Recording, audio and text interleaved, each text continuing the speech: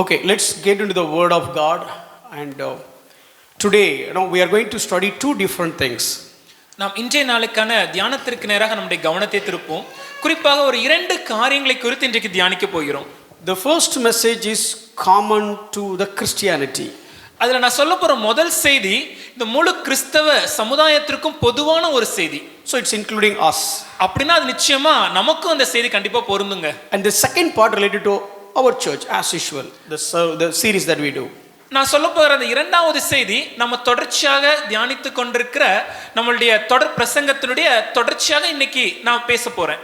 So many reformers or the people those who are adopted the reformed theology and conducting the churches and conferences, they do have this one pain that I want to share. இன்னைக்கு நான் சொல்ல போற இந்த ஒரு காரியம் எல்லா சீர்திருத்த தலைவர்களும் சீர்திருத்த என்ன என்பதை வேதாகமத்திலிருந்து புரிந்து கொண்ட எல்லா சபை தலைவர்களும் அவருடைய இருதயத்தின் பாரமாக சொல்கிற ஒரு முக்கியமான ஒரு கருத்து இது. The most, or let me put it this way, the greatest ever poison that injected to Christianity today is devaluing the local church. இன்றைக்கு நம்முடைய கிறிஸ்தவ சமுதாயத்தில் காணப்படுற மிக பெரிய ஆபத்தான விஷம் என்னன்னா, நம்ம இருக்கக்கூடிய ஸ்தல சபை இல்லை நம்ம தங்கி இருக்கக்கூடிய நம்ம தாய் சபையில் குடும்ப சபையிலுக்கு நாம் கொடுக்குற முக்கியத்துவம் குறைந்து விட்டது. Please understand my heart. This is not my saying, this is the problem of Christianity. நான் சொல்ல போற விஷயத்தை என்னோட இருதயத்தை நீங்க தயவா புரிந்து கொள்ளணும்னு ஆசைப்படுறேன். இது நான் எனக்காக சொல்கிற செய்தி அல்ல, இன்னைக்கு கிறிஸ்தவ சமுதாயத்துல காணப்படுகிற ஆபத்து இது. So if it goes like this, one day will be destroyed. One day the church gathering will be destroyed. இப்படியே நாம போய்க்கொண்டே இருந்தோம்னா ஒரு நாள் நிச்சயமாகவே சபை. What is that poison? அந்த விஷம் என்னங்க? See, let me give a poor illustration so that you will understand the seriousness. ஒரு மோசமான ஒரு எடுத்துக்காட்டு தான், ஆனா அதை ஏன் சொல்றேன்னா உங்களுக்கு அதோட முக்கியத்துவம் புரியணும் என்பதற்காக. If I ask you, maybe let me put it this way. If you see an actress on the screen, ஒருவேளை நீங்க திரைப்படத்துல பார்க்கிற ஒரு கதாநாயகியை பார்க்கும்போது, she always looks more beautiful than your wife. அவங்க எப்பொழுதுமே நம்ம வீட்டில் இருக்கக்கூடிய நம்ம மனைவியை விடவும் பார்ப்பதற்கு அழகாக காணப்படுறாங்க. The moment you look at any actress in the screen, you will always think that she is much better than your wife. நம்ம திரைப்படங்கள்ல எந்த ஒரு திரைப்படத்திலையும் ஒரு கதாநாயகியை பார்த்தோம்னா உடனடியாக நமக்கு என்ன தெரியுதுன்னா, நம்ம வீட்டில் இருக்கிற மனைவியை விடவும் இவங்க பார்ப்பதற்கு அழகாக இருக்கிறாங்களே. But actually that is not the reality. ஆனா அது நிதர்சனமான உண்மை இல்லைங்க. The picture that you have seen in the screen is decorated but not dedicated.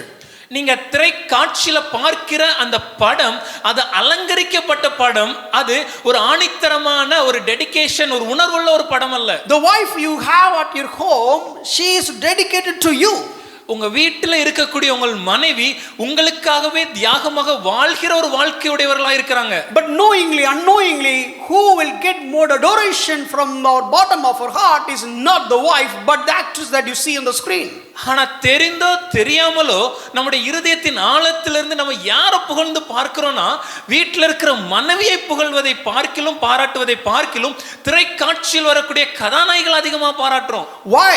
ஏன்? We thought that is beautiful. நம்ம என்ன நினைக்கிறோம் அது அழகு என்று. We take it granted the one who is living with you at home. வீட்டில் நம்மோடு வசித்து வாழ்கிற நம்முடைய மனைவியை நம்ம ரொம்ப எளிதாக நினைத்து விடுகிறோம். Exactly, this is the analogy that given by the reformers when it comes to treating the local church and treating all the other conferences and everything. இதே ஒரு உதாரணத்தை தான் சபை சீர்திருத்த தலைவர்கள் இன்றைக்கு நம்முடைய லோக்கல் சர்ச், அதாவது ஸ்தல சபையில் இருக்கக்கூடிய நிலைமையும் கிறிஸ்தவத்தில் காணப்படுற மாபெரும் கருத்தரங்களுக்கு இருக்கக்கூடிய நிலைமை என்று கருத்தரங்களை பார்க்கும்போது பிரபலமாகவும் ஸ்தல சபை மனைவியை போல ஏளனமாகவும் பார்க்கிற நிலைமை என்று குறிப்பிடுகிறார்கள். We look at the local church as very cheaply, whereas we look at all the other mega churches or the resources and also the celebrity preachers, or they are so great. நாம் பார்க்கும்போது நாம் இருக்கக்கூடிய ஸ்தல சபை நம்ம local சர்ச்சை ஏதோ ஒரு ஏளனமாக ஒரு மனைவியை போல எளிதாக கையாண்டு விடுகிறோம். ஆனால் கருத்தரங்குகள், பிரபலமான போதகர்கள், அந்த லைட்ஸ், இதை பார்க்கும்போது அதை மிகப்பெரிய காரியமாக நாம் கருத ஆரம்பிக்கிறோம். Why I am saying all these things? இந்த காரியங்களை நான் ஏன் சொல்கிறேன்? I want you to how you need to treat the local church. நம்முடைய ஸ்தல சபையை நாம் எப்படி பார்க்க வேண்டும், நடக்க வேண்டும் என்பதை புரிந்து கொள்ள வேண்டும். This is not the message for you and me. This is the message for today Christian world. இது உங்களுக்கும் எனக்கும் மட்டுமான செய்தி அல்ல. இது இன்றைய கிறிஸ்தவத்திற்கு பொதுவாக கொடுக்கப்பட வேண்டிய கட்டாயத்தின் செய்தி. When they asked the reformers, when they said, what is the disaster today do you see in Christianity? ஒரு முறை சபை சீர்திருத்த தலைவரிடம் ஒரு கேள்வியை கேட்டார்கள். ஐயா, இன்றைக்கு சபையில காணப்படுகிற மிகப்பெரிய ஆபத்தான சூழ்நிலை என்ன? The easy access of resources. எளிதாக கிடைக்கப்படுகிற எல்லா விதமான ஆவணங்கள். Which means, you can get any sermon. இன்று நமக்கு எந்த விதமான ஒரு செய்தியும் கேட்க முடியும். You can get a lot of knowledge. அதிகமாக அறிவை வளர்க்க முடியும். And you can get to a church where everything is so great. The lightings, the music, and the performance, and everything is so perfect. Even the doctrines are too deeper. இன்று நமக்கு மிக எளிதாக ஒரு மிகப்பெரிய மெகா சபையில் காணப்படுகிற அலங்கார விளக்குகளாக இருக்கலாம், காணப்படுகிற இன்னிசை மியூசிக்காக இருக்கலாம், காணப்படுற ஆழமான கருத்து வேத சத்தியங்களா இருக்கலாம். இதெல்லாம் மிக எளிதாக நமக்கு கிடைத்து விடுகிறது. Today the church has got drifted from the purpose that God has ordained it. அதனாலேயே தேவன் எதற்காக சபையை உருவாக்கினாரோ அந்த நோக்கத்தை விட்டு சபை விலகி சென்று கொண்டிருக்கிறது. Let me show you a couple of scriptures from the word of God. தேவனுடைய வார்த்தையிலிருந்து ஒரு சில வசனங்களை உங்களுக்கு எடுத்து காண்பிக்கிறேன். See, what is the purpose of the church? சபையுடைய நோக்கம் என்ன? What is the purpose of the local church, or what is the purpose of the corporate worship? ஸ்தல சபை இல்லை கூடி வந்து தேவனை ஆராதிப்பதின் நோக்கம் என்ன? No, whenever you go for a church, you make sure that do you get this? எந்த ஒரு சபைக்கு நீங்கள் சென்றாலும் நாங்கள் சொல்கிற இந்த காரியம் அங்கு இருக்கிறதா என்று சோதித்து பாருங்கள். In the entire Bible, this is the only one place where it is talking about the corporate worship. இந்த முழுமையான வேதாகமத்தை பார்க்கும்போது இந்த ஒரே ஒரு இடத்துல தான் சபை கூடி வருதலை பற்றி அவர்கள் எழுதியிருக்கிறார்கள். Hebrews chapter 10 verse 23, 24 and 25. எபிரேயர் 10ஆம் அதிகாரம் 23, 24, 25வது வசனங்கள். Let's look at the context of those days when the author had written this particular passage. இந்த பகுதியை இந்த ஆசிரியர் எழுதும்போது அந்த கால சூழ்நிலையின் பின்னணி என்ன என்பதை நாம் உணர வேண்டும். Go back and read Hebrews chapter 11, you will understand what is the purpose. நீங்க வீட்டுக்கு சென்று படித்து பாருங்கள். எபிரேயர் 11 என்ன என்பதை நீங்கள் படிக்கும்போது இதன் பின்னணி உங்களுக்கு புரியும். He is talking about a lot of faith warriors in that entire chapter. அந்த முழு அதிகாரத்தில் अनेक விசுவாச வீரர்களை பற்றி அவர் எழுதுகிறார். And he was talking about, okay, we have given our children to die. அதை தொடர்ந்து நாங்கள் எங்களுடைய குழந்தைகளை மரிப்பதற்கு ஒப்பு கொடுத்தோம் என்கிறார். And the prophets have been cut into two. தீர்க்கதரிசிகள் இரண்டாக வெட்டப்பட்டார்கள். And our people have got burned. தீர்க்கதரிசிகள் எரித்து கொல்லப்பட்டார்கள். So all this type of persecution had been explained by that author. இப்படிப்பட்ட எல்லா விதமான கடினமான சூழ்நிலைகளையும் அந்த எபிரேய எழுதியோன் எழுதியிருக்கிறார். In this climate, இந்த சூழ்நிலையில what do you need to do? நாம என்னையா செய்யணும்? Hold fast your confession. உங்களை உறுதியாக நீங்க என்ன விசுவாசிக்கிறீங்களோ அந்த அறிக்கையை படித்துக் கொள்ளுங்கள். What kind of a confession you want me to hold fast? என்ன விதமான விசுவாச அறிக்கையை நான் பிடிக்க வேண்டும்? Oh, forget about all the Old Testament rituals and all the traditions. ஐயா, பழைய ஏற்பாட்டில காணப்பட்ட பாரம்பரிய முறைமைகளை அல்ல, but hold on what Jesus has done in the cross. சிலுவையில் என்ன இயேசுவானவர் எனக்கு செய்து முடித்தாரோ அதையே பற்றிக்கொள்ள வேண்டும். Oh, come on, no, don't I know that? ஐயா, எனக்கு இது தெரியாதா? I know all these Old Testament rituals are, it's like a shadows, and the reality is what happened in the cross. ஐயா, எனக்கு நல்லா தெரியும். பழைய ஏற்பாட்டில் காணப்படுற எல்லா காரியங்களும் இந்த பாரம்பரிய முறைமைகள் எல்லாமே ஒரு நிழலாட்டமாகவும் கிறிஸ்து சிலுவையில் செய்ததே அதனுடைய முழுமையுமாகவும் நான் அறிந்திருக்கிறேனே. Come on, tell me something new. எனக்கு ஏதாவது புதுசா சொல்லுங்களேன். And this guy was writing in the chapter 6, let's leave all the basic doctrines and elevate your standard. இந்த எபிரேய ஆசிரியர் எழுதும்போது 6வது அதிகாரத்துல இந்த அடிப்படை சத்தியங்களை மாத்திரம் நீங்கள் படித்துக்கொண்டு கற்றுக்கொண்டு இல்லாம உங்களுடைய நிலையை நீங்கள் உயர்த்தி ஆழமான காரியங்களை அறிந்து கொள்ளுங்கள் என்கிறார். Oh, you said you want me to leave all the basic doctrine and I need to elevate the standard, and you are talking about cross once again. ஐயா, நீங்க சொல்லும்போது இந்த அடிப்படை சத்தியங்கள் எல்லாம் விட்டு ஆழமான சத்தியங்களை உயர்ந்த காரியங்களை அறிந்து கொள்ளுங்கள், மேன்மைகளை அறிந்து கொள்ளுங்கள் சொல்லிட்டு மறுபடியும் ஏன் திரும்ப இந்த சிலுவையை பற்றியே பேசுறீங்க? Okay, come on, what is the problem now? இங்க இருக்க பிரச்சனை என்னதாங்க? Then with that context, that mindset, you read 10th chapter. இந்த ஒரு சிந்தனையோட 10வது அதிகாரத்தை நீங்க வாசித்து பாருங்க. In the midst of the persecution, அன்று காணப்பட்ட அந்த கடுமையான சூழ்நிலையில, in the midst of the shallow or the wobbling state, அங்க காணப்பட்ட அந்த மேலான இல்ல அசைந்து கொண்டிருக்கிற நிலைமையில, so you need to hold fast your faith. விசுவாசத்தை நாம் உறுதியாய் பற்றி கொண்டிருக்க வேண்டும். So what do you need to do? அப்ப நான் என்ன செய்யணும்? Only one command with respect to local church has given in the entire Bible in this place. இந்த முழு வேதாகமத்திலும் ஸ்தல சபை கூடி வருகிற ஆராதனை குறித்து கொடுக்கப்பட்ட ஒரே கட்டளை இந்த இடத்துல வருது. Coming to the corporate worship is a command, not an option. சபை கூடி வருவது நமக்கு கொடுக்கப்பட்ட கட்டளை, அது ஏதோ நமக்கு இருக்கக்கூடிய ஒரு வாய்ப்பை தேர்ந்தெடுப்பது போல அல்ல. Once again I want to reiterate, it is a command. மறுபடியும் ஆழமா சொல்ல விரும்புகிறேன், இது ஒரு கட்டளை. First thing, முதலாவதாக, if you are not take this as a serious command, let me tell you, you will have a lot of opportunity to drift away from the life of faith. ஒருவேளை சபை கூடி வருதல ஒரு கட்டளையா நம்முடைய வாழ்க்கையில நம்ம எடுத்து கொள்ளாவிட்டால் நம்முடைய வாழ்க்கையில தேவனையும் தேவனுடைய காரியத்தை விட்டு வழி விலகி போவதற்கான வாய்ப்புகள் மிக மிக அதிகம். And what the church should do, அப்படினா சபை இன்னைக்கு என்ன செய்யணும், or what you can expect in the local congregation, இல்ல இந்த ஸ்தல சபை கூடி வருதல்ல நான் என்ன எதிர்பார்க்க what I முடியும், can expect in the corporate worship. இந்த ஆராதனை கூடி வரும்போது நான் எதை எதிர்பார்க்க வேண்டும்? Oh, they will conduct my marriage. அவங்க என்னோட திருமணத்தை நடத்தி வைக்கிறதா? Oh, they will give me the graveyard. இல்ல எனக்கு மரித்த பின்பாக அடக்க ஆராதனை செய்வதா? இருக்கிறதுக்கே வழி இல்ல. We don't have an option even to live. மரிக்கிறதுக்கு ஆப்ஷன் தேடிட்டான். But we are looking for the option after our death. Sir கல்லறை தருவீங்களா sir? Will you give me a graveyard? ஓ கல்லறை தந்தா போதும், நாளைக்கே சாவ போறியா? If you give a graveyard, is that okay? Because are you going to die tomorrow?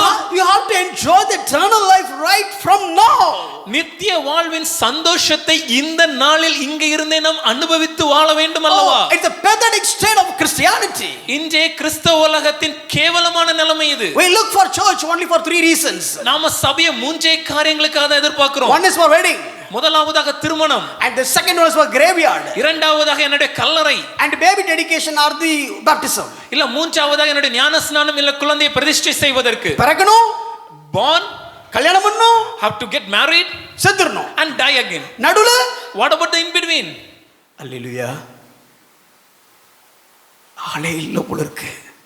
ஹalleluya. இதுக்கு எப்படி சார் ஹalleluya சொல்ல முடியுங்கிறீங்களா? கரெக்ட், உங்க ஹார்ட் எனக்கு புரியுது. That is not the purpose of the church. ஆனால் இது ஒரு சபையோட நோக்கம் இல்லங்க. Get me one scripture from the Bible. வேதாகமத்துல இருந்து ஒரு வசனத்தை காண்பீங்களே. The church has to do these 3 things. இந்த 3 காரியங்கள் தான் சபையோட அடிப்படை தேவை, இல்ல செய்ய வேண்டிய காரியம். ஒரு வசனத்தை காண்பீங்க. I have seen only one burial in the New Testament church.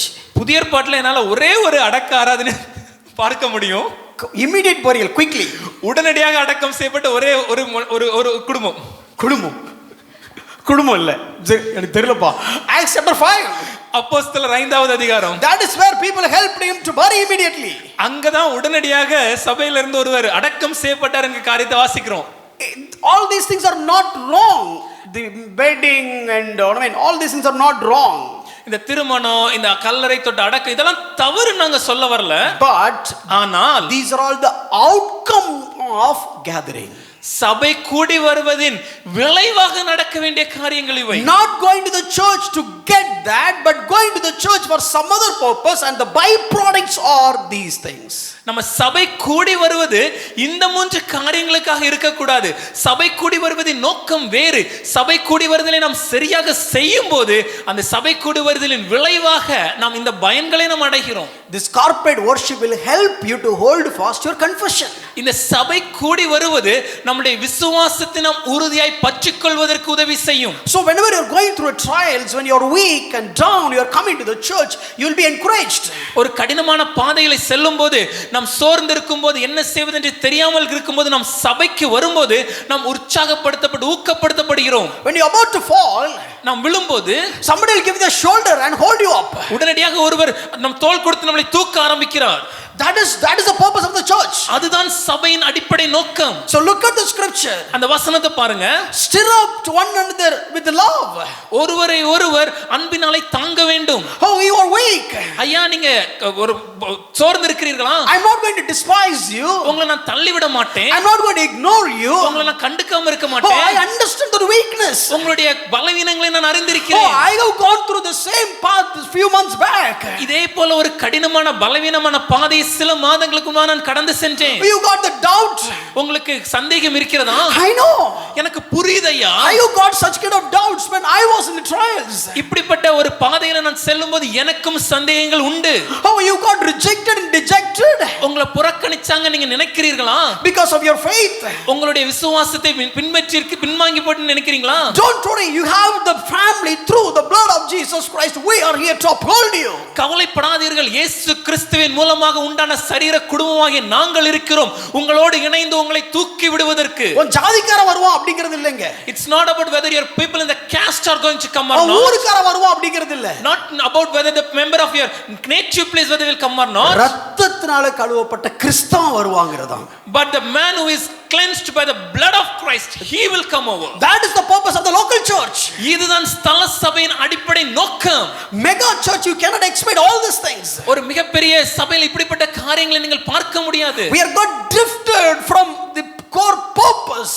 ஆனால் அடிப்படை நோக்கத்திலிருந்து நாம் திசை மாறி சென்று விட்டோம். நம்மளும் எப்படி திரும்ப போறோம்? What we are also going to do? கல்யாணம் பண்ணி வைப்பாங்களா? Will they help me to get married? கல்ற தோட்டம் கொடுப்பாங்களா? Will they give me a graveyard? நமக்கு அப்பதான் முக்கியம். And that is what is important for us.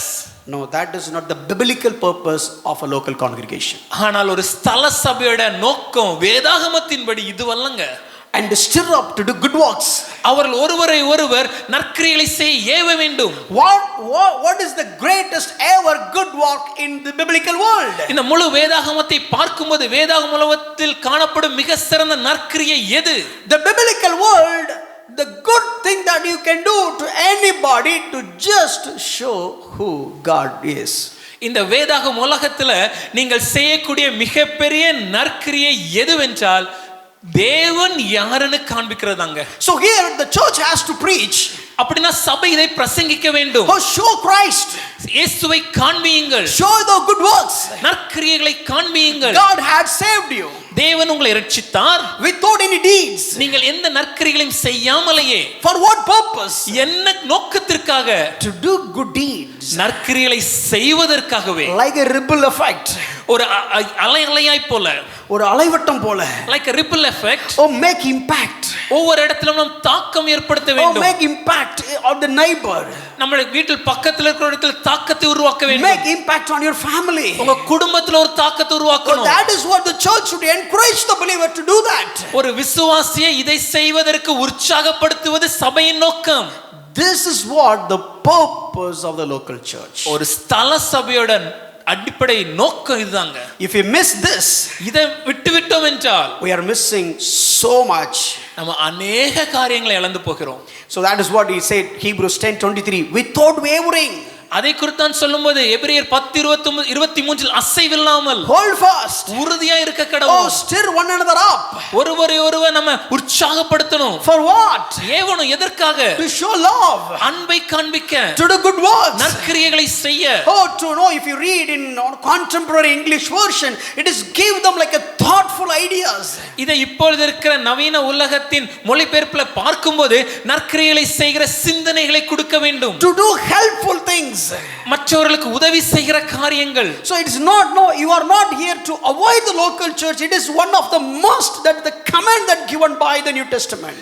இன்றைக்கு நம்ம ஸ்தல சபையில அங்கமா இருப்பது நமக்கு கொடுக்கப்பட்ட ஒரு வாய்ப்பாக இல்ல, அது நிச்சயமாக நமக்கு கொடுக்கப்பட்ட ஒரு கட்டளை. You know why do I hate online services? ஏன் நான் இந்த ஆன்லைன் சர்வீஸ் இந்த நெட்ல பார்க்கிற காரியங்களை நான் ஏன் வெறுக்கிறேன் Oh, தெரியுமா? of course we can learn from it. அதுல இருந்து நிறைய கற்றுக்கொள்ளலாம்ங்கிறது But உண்மைதான். this is the direct violation of this particular verse. ஆனால் இந்த வசனத்திற்கு நேராக எதிராக செயல்படுற ஒரு Of காரியம். course, if you don't get it, you can enjoy all the resources, nothing wrong. அதுல இருந்து கிடைக்கிற எல்லா விதமான ஆவணங்கள் காரியங்களை நாம் கற்றுக்கொள்வதில் எந்த தவறும் இல்லை. Oh, I cannot go and attend the congregation of Charles Spurgeon. ஒருவேளை என்னால சார்லஸ் ஸ்பர்ஜன் அவருடைய சபையில சென்று அங்க இருக்கிற சபை ஆராதனையில பங்கு பெற்று அவருடைய வார்த்தையை கேட்க முடியாது. Thank God for online resources. நான் தேவனுக்கு நன்றி சொல்கிறேன், இப்படிப்பட்ட காரியங்கள் நமக்கு இன்டர்நெட்ல கிடைப்பதற்காக. I heard his sermons. அவருடைய செய்திகளை நான் கேட்கிறேனே. I could heard his articles. அவர் எழுதியிருக்கிற கருத்துக்களை நான் வாசிக்கிறேன். That gives me a lot of knowledge. அது எனக்கு அதிகமாக அறிவை கொடுக்கிறது. Many times it convicts me. அது என் பல நேரங்களில் தேவனுக்குள்ளாக Many உணர்த்தப்படுகிறேன். times it guides me. என்னை வழிநடத்த உதவி செய்கிறார். But Charles Spurgeon's congregation can never come and stir me up. ஒருவேளை ஆனால் சார்லஸ் ஸ்பர்ஜன் அவர்களுடைய அந்த சபை கூடி வருகிற அந்த ஆராதனை என்னை வந்து உற்சாகப்படுத்த முடியாது. But today you and me, the greatest ever need of us is because of the persecution, because of the trials and the challenges and the strategies of the devil and the cunning schemes of the enemy, we need people to stand beside us, to encourage, to stir us up. இன்னைக்கு உங்களுக்கும் எனக்கும் நம்முடைய சபைகளுக்கும் இருக்கக்கூடிய மிகப்பெரிய தேவை என்னவென்றால், நமக்கு போகிற இந்த துன்பப்படுத்தப்படுகிற இந்த காலகட்டங்களில் நமக்கு விரோதமாக சத்ருவின் தந்திரமான வகை காரியங்கள் காணப்படுகிற இந்த காலகட்டத்தில் உங்களோடு என்னோடும் தோளுக்கு தோளாக நின்று நம்மளை ஏவி நம்மளை உற்சாகப்படுத்துகிற ஸ்தல சபை விசுவாசிகள் நமக்கு தேவை. Please understand my heart. என்னோட இருதயத்தை தயவு செய்து புரிந்து கொள்ளுங்க. Don't skip the service of the local church. ஸ்தல சபை தேவனை ஆராதிக்கிற கூடி வருகிற காரியங்களை தயவு செய்து விட்டு விடாதீர்கள்.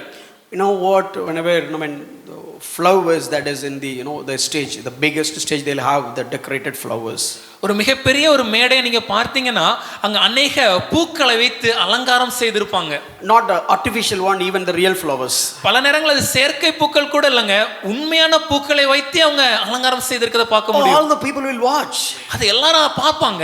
Oh, if I have all the decorations over here, with all the bouquet and everything, when you see me, you will see that bouquet as well. ஒருவேளை இங்கே நமக்கு முன்பாக எல்லா விதமான பூக்கள் பொக்கே எல்லாம் வைத்து ஒரு அலங்கார வளைவு வைத்திருந்தோம்னா எல்லாரும் பார்க்கும்போது, எங்களை பார்க்கும்போது கீழே இருக்கிற இந்த மலர்களையும் நீங்க பார்ப்பீங்க. But who will see the flower which is in the deep jungle?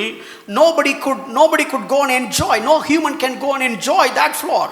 ஆனால் அடர்ந்த காட்டில் எந்த மனிதர்களும் செல்ல முடியாத அந்த இருளில காணப்படுகிற அந்த முழு மரங்கள் சூழப்பட்டு இருக்கிற அந்த அடர்ந்த காட்டில் காணப்படுகிற அந்த பூக்களை பார்த்து சந்தோஷப்பட்டு மனதில் ஊக்கமடை உற்சாகமடைவது யார்? All these people will come and oh wow, nice rose. ஒருவேளை இங்க இருக்கிற இந்த பூக்களை பார்க்கும்போது ஐயா அற்புதமான ரோஜா பூ, a good aroma, எவ்வளவு அருமையான நறுமணம், oh it's so pleasant, அது பார்ப்பதற்கு சூப்பரா இருக்குயா, oh it's full of glory, அது தன்னுடைய மகிமையாக காணப்படுகிறது. Who will tell all these things for the rose that has blossomed in the woods? ஆனால் காட்டுக்குள்ள பூத்து குலுங்கும் மலர்களை பார்த்து இப்படிப்பட்ட பாராட்டுகளை சொல்வது யார்? Who will say that? யாருப்பா சொல்லுவாங்க? ஏதாவது ஐடியா இருக்கா யார் சொல்லுவாங்கன்னு? Who will say that? God is saying that. தேவனே அந்த மலர்களை பாராட்டுகிறார். God enjoys the glory. தேவன் அந்த மகிமையில் பிரியப்படுகிறார். No, that flower is not to please anyone. அந்த காட்டுல இருக்கிற அந்த மலர் எந்த மனிதனையும் பிரியப்படுத்தலங்க. This flower is not to want to get people all around and just applaud. இந்த காட்டுல இருக்கக்கூடிய மலர் எல்லா ஜனங்களையும் தன் பக்கத்துல வர வைத்து தன்னை பாராட்டணும், தன்னை நல்லா சொல்லணும்லாம் எதிர்பார்க்கிறது இல்ல. This flower just looked towards God. I am here to give all the blossom, to give all the fragrance, just to please you. ஆனா அந்த காட்டுல இருக்கிற அந்த மலர் தேவனை நோக்கி பார்த்து, நான் பூத்து காய்த்து குலுங்குவது, நான் அற்புதமான நறுமணத்தை கொடுப்பது உம்முடைய நாம மகிமைக்காக மாத்திரமே என்று சொல்லும். That flower is the local church. அந்த பூதாங்க ஸ்தல சபை. Here we are not looking at anybody. இங்க நம்ம யாரையும் பார்க்கல. We have, as a congregation, we need to please God.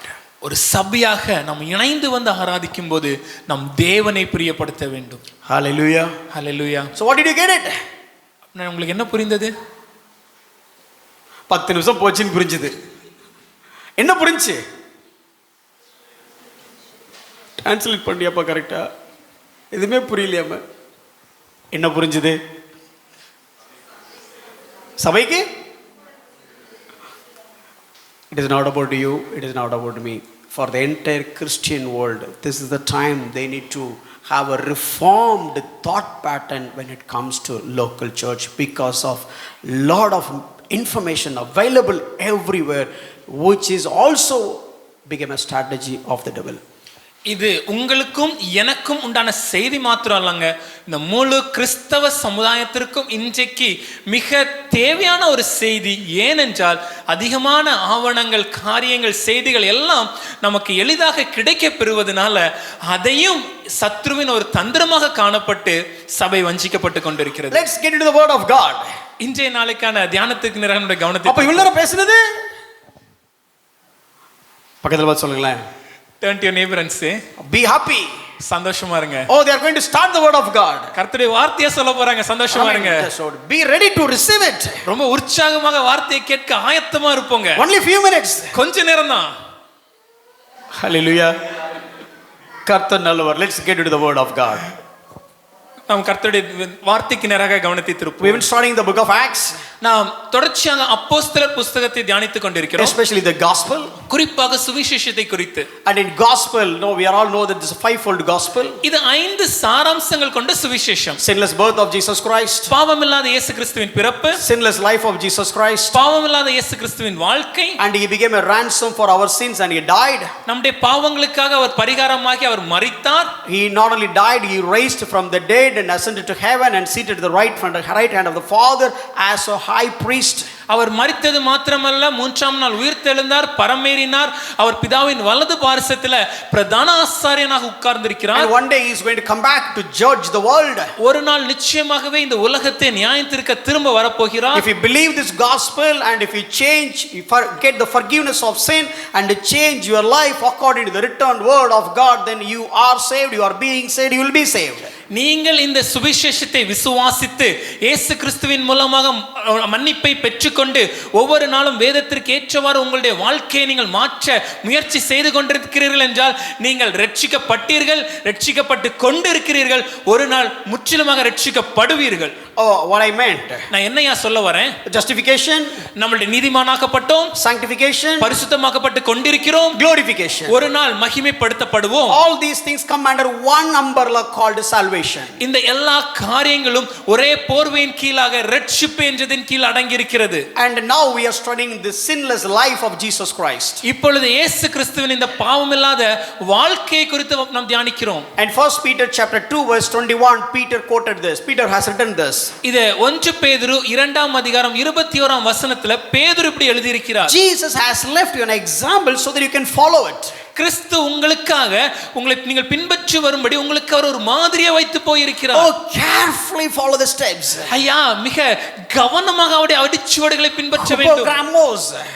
Hypogramos, that is a Greek word. அதுக்கு பயன்படுத்த கிரேக்க பதம் இந்த ஹிப்போகிராமோஸ். Oh, carefully written, carefully draw as it is drawn. எப்படி ஒரு வரைகிற கலைஞர் அந்த படத்தை மிக கவனமாக நகல் எடுப்பாரோ. So in the same way we have studied how did Jesus live a blameless life. இதே போல எப்படி இயேசுவானவர் பாவமில்லாமல் வாழ்ந்தார் என்பதை தியானித்தோம். And how did he obey? எப்படி அவர் கீழ்ப்படிந்தார்? How did he pray? எப்படி ஜெபித்தார்? And now we are studying how did he conquer the temptation. அதை தொடர்ந்து எப்படி இந்த சோதனைகளை அவர் மேற்கொண்டார் என்பதை நாம் தியானிக்கிறோம். That is exactly from Matthew chapter 4. இதை மத்தேயு 4ஆம் அதிகாரத்திலிருந்து நாம் தியானித்துக் So கொண்டிருக்கிறோம். the first we have studied how to resist the devil, how to resist the rejection from the devil. முதலாவதாக சத்ருவை எப்படி எதிர்த்து நிற்க வேண்டும், சத்ருவினிடத்திலிருந்து வரும் நம்மளுடைய புறக்கணிப்பு நிராகரிப்பை எப்படி எதிர்த்து நிற்க வேண்டும். Then we have learned how to understand the will of God. அதை தொடர்ந்து தேவனுடைய சித்தத்தை நாம் எப்படி புரிந்து கொண்டு அறிந்து கொள்ள வேண்டும். And how important it is to know the will of God. தேவனுடைய சித்தத்தை அறிந்து கொள்வது எவ்வளவு அதிக முக்கியம். And how what is the nature of his will. அவருடைய சித்தம் எப்படி காணப்படும், அதனுடைய குணாதிசயம் என்ன. Oh, it's a pleasing, perfect and harmonized to the holistic context of the Bible. அது பரிபூர்ணமாக அன்பு நிறைந்ததாக முழு வேதாகமத்திற்கும் பொருந்தக்கூடிய ஒன்றாக காணப்படும். And what we should do, அப்படினா நான் என்ன செய்யணும்? The first, no, not if you want to do the will of God, first you need to think the will of God. நான் தேவனுடைய சித்தத்தின்படி செய்ய எனக்கு ஆசையா இருக்கு அப்படி நீங்க நினைச்சீங்கன்னா முதலாவதாக தேவனை போல நீங்க சிந்திக்க முயற்சிக்கணும். So how do I know what should I think? அப்படினா நான் எதை சிந்திக்கணுங்க? We have taken one key text, that is Philippians chapter 4 verse 8. அதற்கு ஆதாரமாக ஒரு வசனத்தை நாம் எடுத்துக்கொண்டோம். பிலிப்பியர் 4ஆம் அதிகாரம் 8வது வசனம். Oh, 8 things Paul had quoted there. அங்க 8 காரியங்களை பவுலடிகளார் எழுதி இருக்கிறார். How many things we have finished? எத்தனை காரியங்களை நம்ம கத்துக்கிட்டோம்? Good. 2 காரியங்களை. So we have finished truth.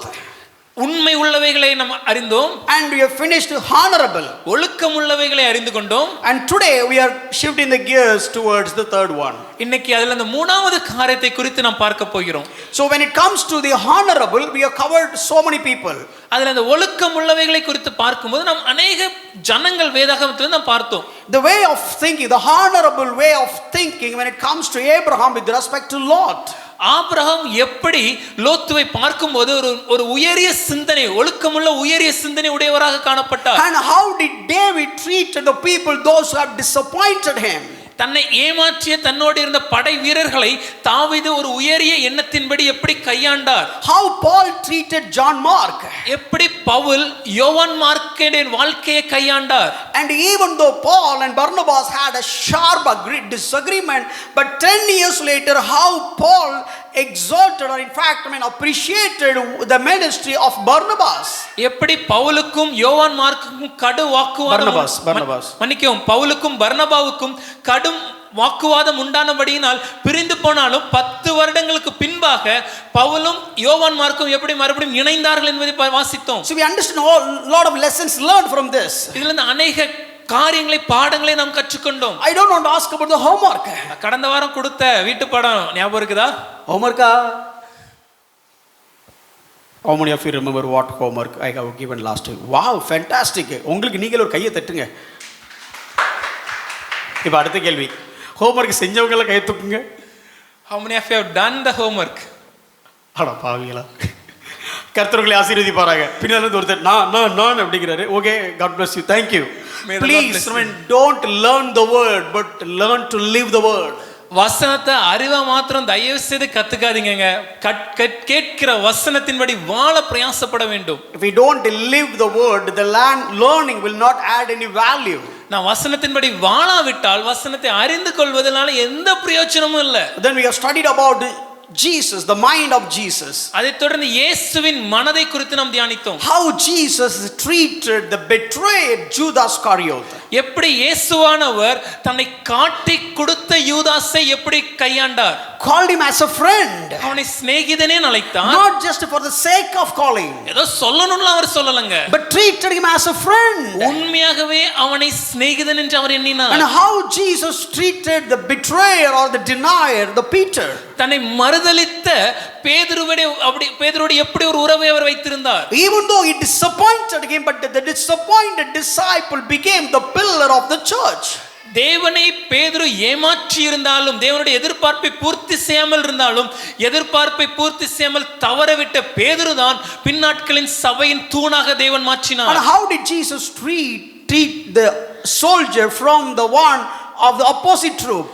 தன்னை பிடிக்க வருகிற கூட்டத்தில் இருக்கக்கூடிய ஒரு சேவகனை, ஒரு வேலையாளை எப்படி இயேசு அவனுக்கு எப்படி கையாண்டார்? Okay, these are all the things we need to learn from him. இதெல்லாம் நாம கற்றுக்கொள்ளணுங்க. So today we are going to talk about the next one. இன்னைக்கு அதுக்கு அடுத்த காரியத்தை நாம் தியானிக்க போறோம். Philippians chapter 4 verse 8. பிலிப்பியர் 4ஆம் அதிகாரம் 8வது வசனம். The thing, we have studied about whatever is true. நாம உண்மை உள்ளவைகள் எவைகள் என்று தியானித்தோம். And whatever is honorable. ஒழுக்கம் உள்ளவைகளை தியானித்தோம். Now whatever is just. இன்னைக்கு நீதி உள்ளவைகள் எவைகளோ இத குறித்து பார்க்க போறோம். So what does it mean? நீதி உள்ளவைகள்னா என்னங்க? What do you mean by just? நீதினா என்ன? So basically, let me put it this way, can a man think just things? ஒரு மனிதனால நீதி உள்ள காரியங்களை மாத்திரம் சிந்திக்க முடியுமாங்க? Is it possible a man who can think always justly? எப்பொழுதுமே நீதி உள்ள காரியங்களை மாத்திரம் சிந்திப்பது ஒரு மனிதனுக்கு சாத்தியமா? Let me give a small illustration. ஒரு சின்ன எடுத்துக்காட்டு சொல்றேன். For example, ஒரு உதாரணத்திற்கு, maybe you take a selfie with somebody. நீங்க யாரோடையாவது ஒரு மொபைல்ல இருந்து ஒரு சுய புகைப்படத்தை எடுத்து பாருங்களேன். You call them. அவங்களை அழைத்து, okay Sylvain, come, let's take a selfie. Sylvan வாங்க ஒரு selfie எடுப்போமே. It's me calling Sylvain. இப்பொழுது ஐயா தான் என்ன அழைத்தார். In fact, he didn't have any interest to take a photograph with me. ஐயாவோட சேர்ந்து ஒரு புகைப்படம் எடுக்கணும்னு எந்த ஒரு ஆசையும் இல்ல. But I do have the interest. ஆனா ஐயாவுக்கு அந்த ஆசை இருந்தனால, because famous preachers, in future it is very hard to get a snap with them. Translate it. பிரபலமானவர்களோடு பின்னாட்கள்ல புகைப்படம் எடுப்பது மிக கடினம். So make use of the opportunity. அதனால கிடைக்கிற வாய்ப்பை பிரயோஜனப்படுத்தணும்ல. So if I take a selfie with him, அதனால போதகர் ஒரு சுய புகைப்படம் எடுத்தாங்கன்னா, who asked the selfie first? அந்த செல்ஃபி எடுக்க விருப்பப்பட்டது யாரு? Who want to take the photo first? அந்த புகைப்படத்தை எடுக்கணும்னு ஆசைப்பட்டது யாரு? It's me. அது போதகர். So the moment we took the photo, ஆனா புகைப்படம் எடுத்த உடனடியே, okay, I'll just show him the picture. அத என்னடா அந்த புகைப்படத்தை காண்பிக்கும்போது, immediately whose image he will look at it? முதல்ல யார் முகத்தை நான் பாப்பேன்? எவ்வளவு பிரபலமான போதகரா இருந்தாலும் விதிவிலக்கல்ல. Whoever popular they might be, there is no exception for this. ஆசைப்பட்டது நானே. It was the pastor who desired to get the photo. நியாயமா என்ன பண்ணிருக்கணும் அப்படினா, so what should be the right thing to do? Wow, how beautiful he is. ஐயா பார்க்க எவ்வளவு அழகா இருக்கீங்கயா. How fair he is. எவ்வளவு பார்க்க வெள்ளன்னு இருக்கீங்க. How tall he is. எவ்வளவு வசதியா இருக்கீங்க. How smart he is. எவ்வளவு ஒரு அறிவு ஜீவியா இருக்கீங்க. கொடுத்த காசுக்கு so okay. But the moment we took the photo, he immediately looked at him. ஆனா புகைப்படம் எடுத்த உடனடியே முதலாவது நான் பார்க்கிறது என் முகத்தை தான். Why? ஏன்? Mind had got already corrupted. ஏன்னா நம்ம சிந்தையில ஏற்கனவே பிரச்சனை தான் இருக்கு. We live only for self. நாம் சுயத்திற்காகவே வாழ்ந்து கொண்டிருக்கிறோம். At any point of time. எந்த சூழ்நிலையா இருந்தாலும். Whenever people are coming for the wedding, எப்ப இந்த திருமணத்திற்குலாம் வரும்போது, and after the wedding they will visit us. திருமணம் முடிந்த பின்பாக நம்மளை பார்ப்பதற்கு வீட்டுக்கு வருவாங்க. அக்கா, have you got the album? அக்கா, ஆல்பம் வந்துருச்சா? Oh, I just want to look at the album. Photo album பார்க்க ஆசைப்படுறேனே. And you thought, oh, they are going to enjoy your photo. நம்ம என்ன நினைப்போம்? நம்ம எப்படி இருக்கிறோம் அதை பார்த்து அவங்க சந்தோஷப்படுவாங்கன்னு எதிர்பார்ப்போம். நாம அன்னைக்கு ஒரு நாள் தான் அழகா தெரியும். Because that was the only day we were beautiful. அன்னைக்கு ஒரு நாள் தான் நம்மள ஃபோக்கஸ் பண்ணிருப்பாங்க. Because that was the only day all the lights were upon us. Nice. And for videographer and everybody, எல்லாருடைய கண்களும் நம்ம மேல் நோக்கமா இருக்கும். So you thought, நம்ம நினைச்சுக்கிறோம், you give the album, அந்த ஆல்பத்தை கொடுக்கும்போது, and some portrait is something unbelievable way you are beautiful. அதை நம்ம விவரிக்க முடியாத அளவுக்கு அழகும் ஒரு அற்புதமான ஒரு புகைப்படமா அன்னைக்கு இருந்திருக்கும். நமக்கே தெரியாது. We will be shocked and surprised to see this. That is the magic of the photography. அது போட்டோகிராஃபருடைய கைவண்ணம்னு சொல்லலாம். And you thought he is going to appreciate all these things. நம்ம என்ன நினைப்போம்? இதெல்லாம் பார்த்து நம்மள பாராட்டுவாங்கன்னு நினைப்போம். Especially she. அதுல குறிப்பாக அந்த அவர்கள் அதை பார்க்கும்போது என்ன அற்புதமா பாராட்டுவாங்கன்னு மனைவிமார் நினைப்பாங்க. She thought, அந்த பெண் என்ன நினைப்பாங்கன்னா, she will வந்திருக்கிற மற்றொரு பெண் appreciate எதை பாராட்டுவாங்கன்னா, her. என்ன பாராட்டுவாங்கன்னு.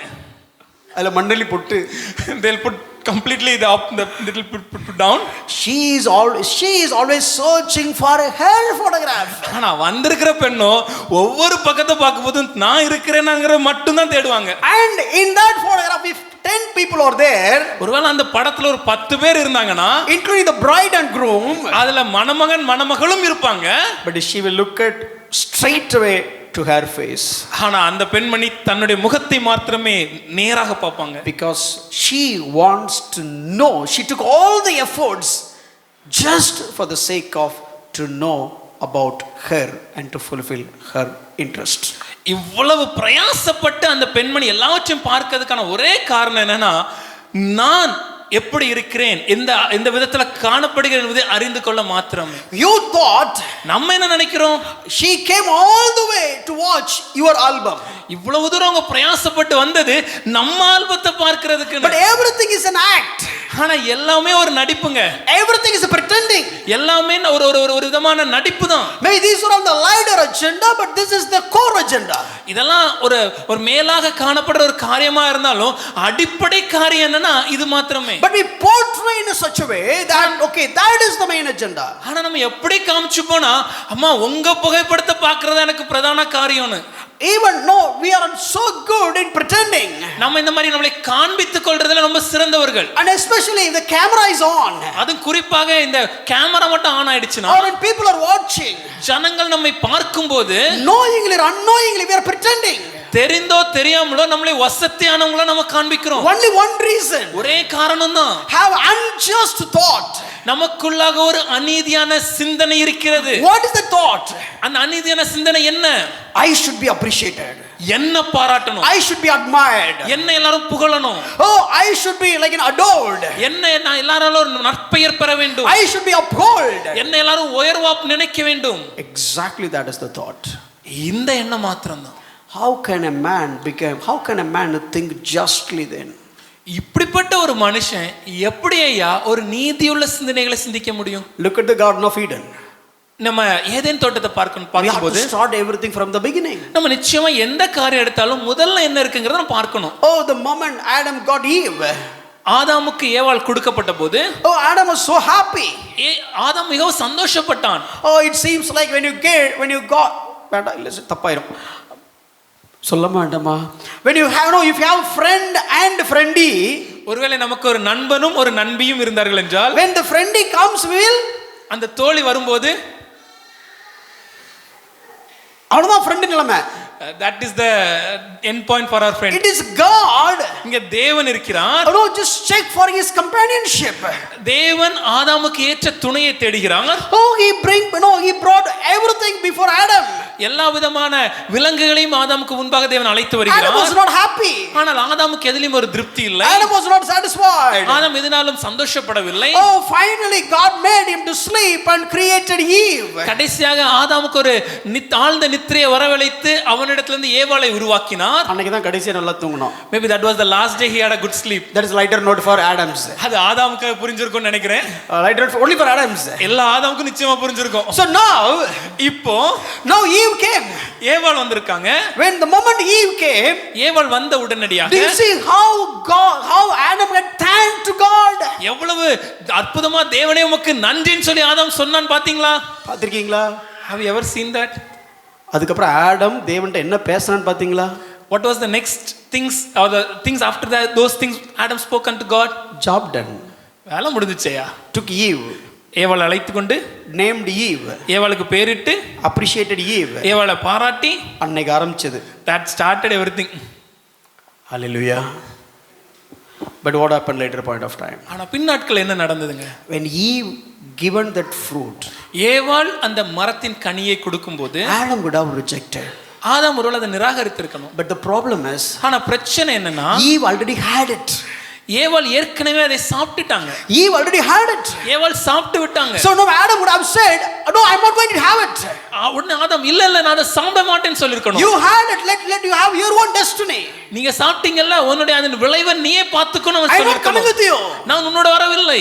No, Romans 5:5 says this love of God has poured through the Spirit of God. ரோமர் 5ஆம் அதிகாரம் 5ஆம் வசனத்தை பார்க்கும்போது பரிசுத்த ஆவியானவராலே தேவனுடைய அன்பு நம்முடைய இருதயங்களில் ஊற்றப்பட்டிருக்கிறது. So he was in the image and likeness of God. இப்பொழுது ஆதாம் தேவனுடைய சாயலின்படி காணப்படுகிறான். 1 John 4:8, 1 John 4:16, God is love. 1 யோவான் 4ஆம் அதிகாரம் 8வது வசனம் 4ஆம் அதிகாரம் 16ஆம் வசனத்தை பார்க்கும்போது தேவன் அன்பாகவே இருக்கிறார். It doesn't say that God has love, but it says God is love. தேவனிடத்துல அன்பு இருக்குன்னு வேதம் சொல்லலங்க, தேவன் அன்பாகவே இருக்கிறார்னு So வேதம் now சொல்கிறது. he was in the image and likeness of God who is just love.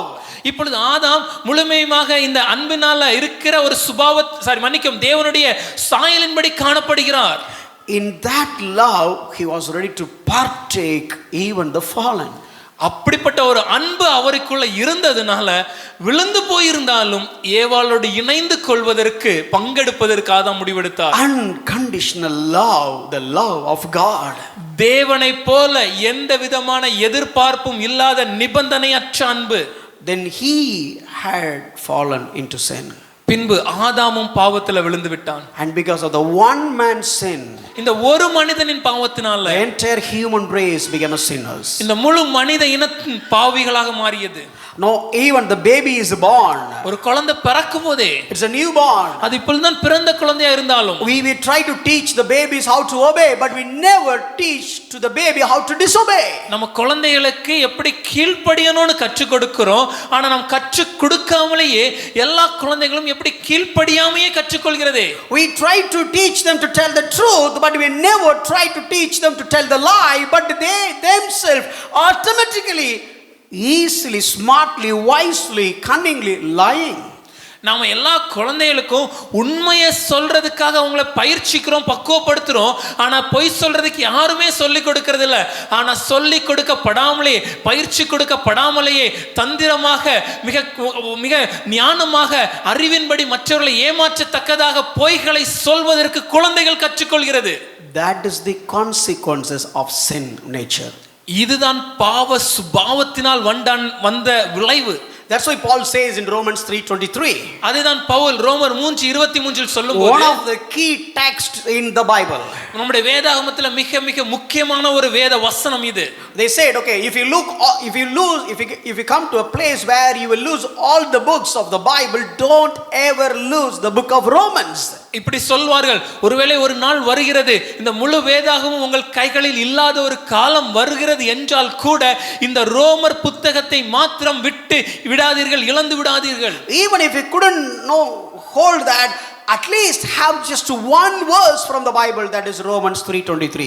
ஐயா, என்னால் இந்த ரோமர் புத்தகத்தை கூட காப்பாற்ற முடியவில்லையே, இதையும் நான் தொலைத்து விடுகிறேன் என்று ஒரு கால சூழ்நிலை வந்தாலும் கூட இந்த ஒரு வசனத்தை விட்டு விடாதீர்கள் என்று சொல்கிற வசனம் ரோமர் 3:23. Because man should understand. ஏன்னா மனுஷனுக்கு இது புரியணும். One key thing. ஒரு முக்கியமான காரியம். Oh, I have sinned. ஐயா, நான் பாவம் செய்தேன். I'm a sinner. நான் பாவி. I have lost the glory of God. நான் தேவனுடைய மகிமை இழந்தவனானே. What is the glory? ஐயா, இந்த மகிமைனா என்ன? It is not about the light. இது நம்ம மேல பாய்ச்சப்படுற வெளிச்சம் அல்ல. It is not about the cloud. இது ஒரு மகிமையின் மேகம்லாம் இல்லங்க. Oh, it is not about something golden particle. இது ஏதோ ஒரு பொன் துகள்கள் அதெல்லாம் இல்ல. Oh, the glory is goodness and the nature and the character of God. இந்த மகிமை என்பது தேவனுடைய நன்மையும், தேவனுடைய குணாதிசயமும், தேவனுடைய சிறந்த ஒரு குணாதிசயம், அவருடைய நாமமே. So if you don't have the likeness of God, then obviously you are a sinner. நமக்கு இந்த தேவனுடைய சாயல் முழுமையாக இல்லை என்றால் நாம் பாவிகள். So we are all become sinners. நாம் எல்லாரும் பாவிகளாய் இருக்கிறோம். How can a sinner will think justly? ஒரு பாவியா இருக்கிற ஒரு மனிதனால எப்படி ஒரு நீதியுள்ள காரியத்தை சிந்திக்க முடியும்? Why do I say that? ஏன் நான் அதை சொல்கிறேன்? Just is the nature of God. ஏனென்றால் தேவனுடைய சுபாவம் நீதி. Righteousness and justice are the foundations of the throne of God. நீதியும் நியாயமுமே தேவனுடைய சிங்காசனத்தின் அடித்தளம். When you lose the image and likeness of God, how can you behave justly like God? நாம் தேவனுடைய ரூபத்தையும் தேவனுடைய சாயலையும் இழக்கும் போது நாம் தேவனைப் போல நீதி உள்ளவர்களால் நம்மால் எப்படி சிந்திக்க முடியும்? So all lost glory. நாம் எல்லாரும் பாவத்தினாலே மகிமை இழந்தோம். All became sinners. எல்லாரும் பாவிகளானோம். Obviously whatever you do, anything that you do, it all has the root of sin. அப்படினா நாம எதை செய்தாலும் எப்ப செய்தாலும் அதன் அடித்தளத்துல வேறல நிச்சயமாகவே பாவம் காணப்படும். Okay, then we need to go to Paul.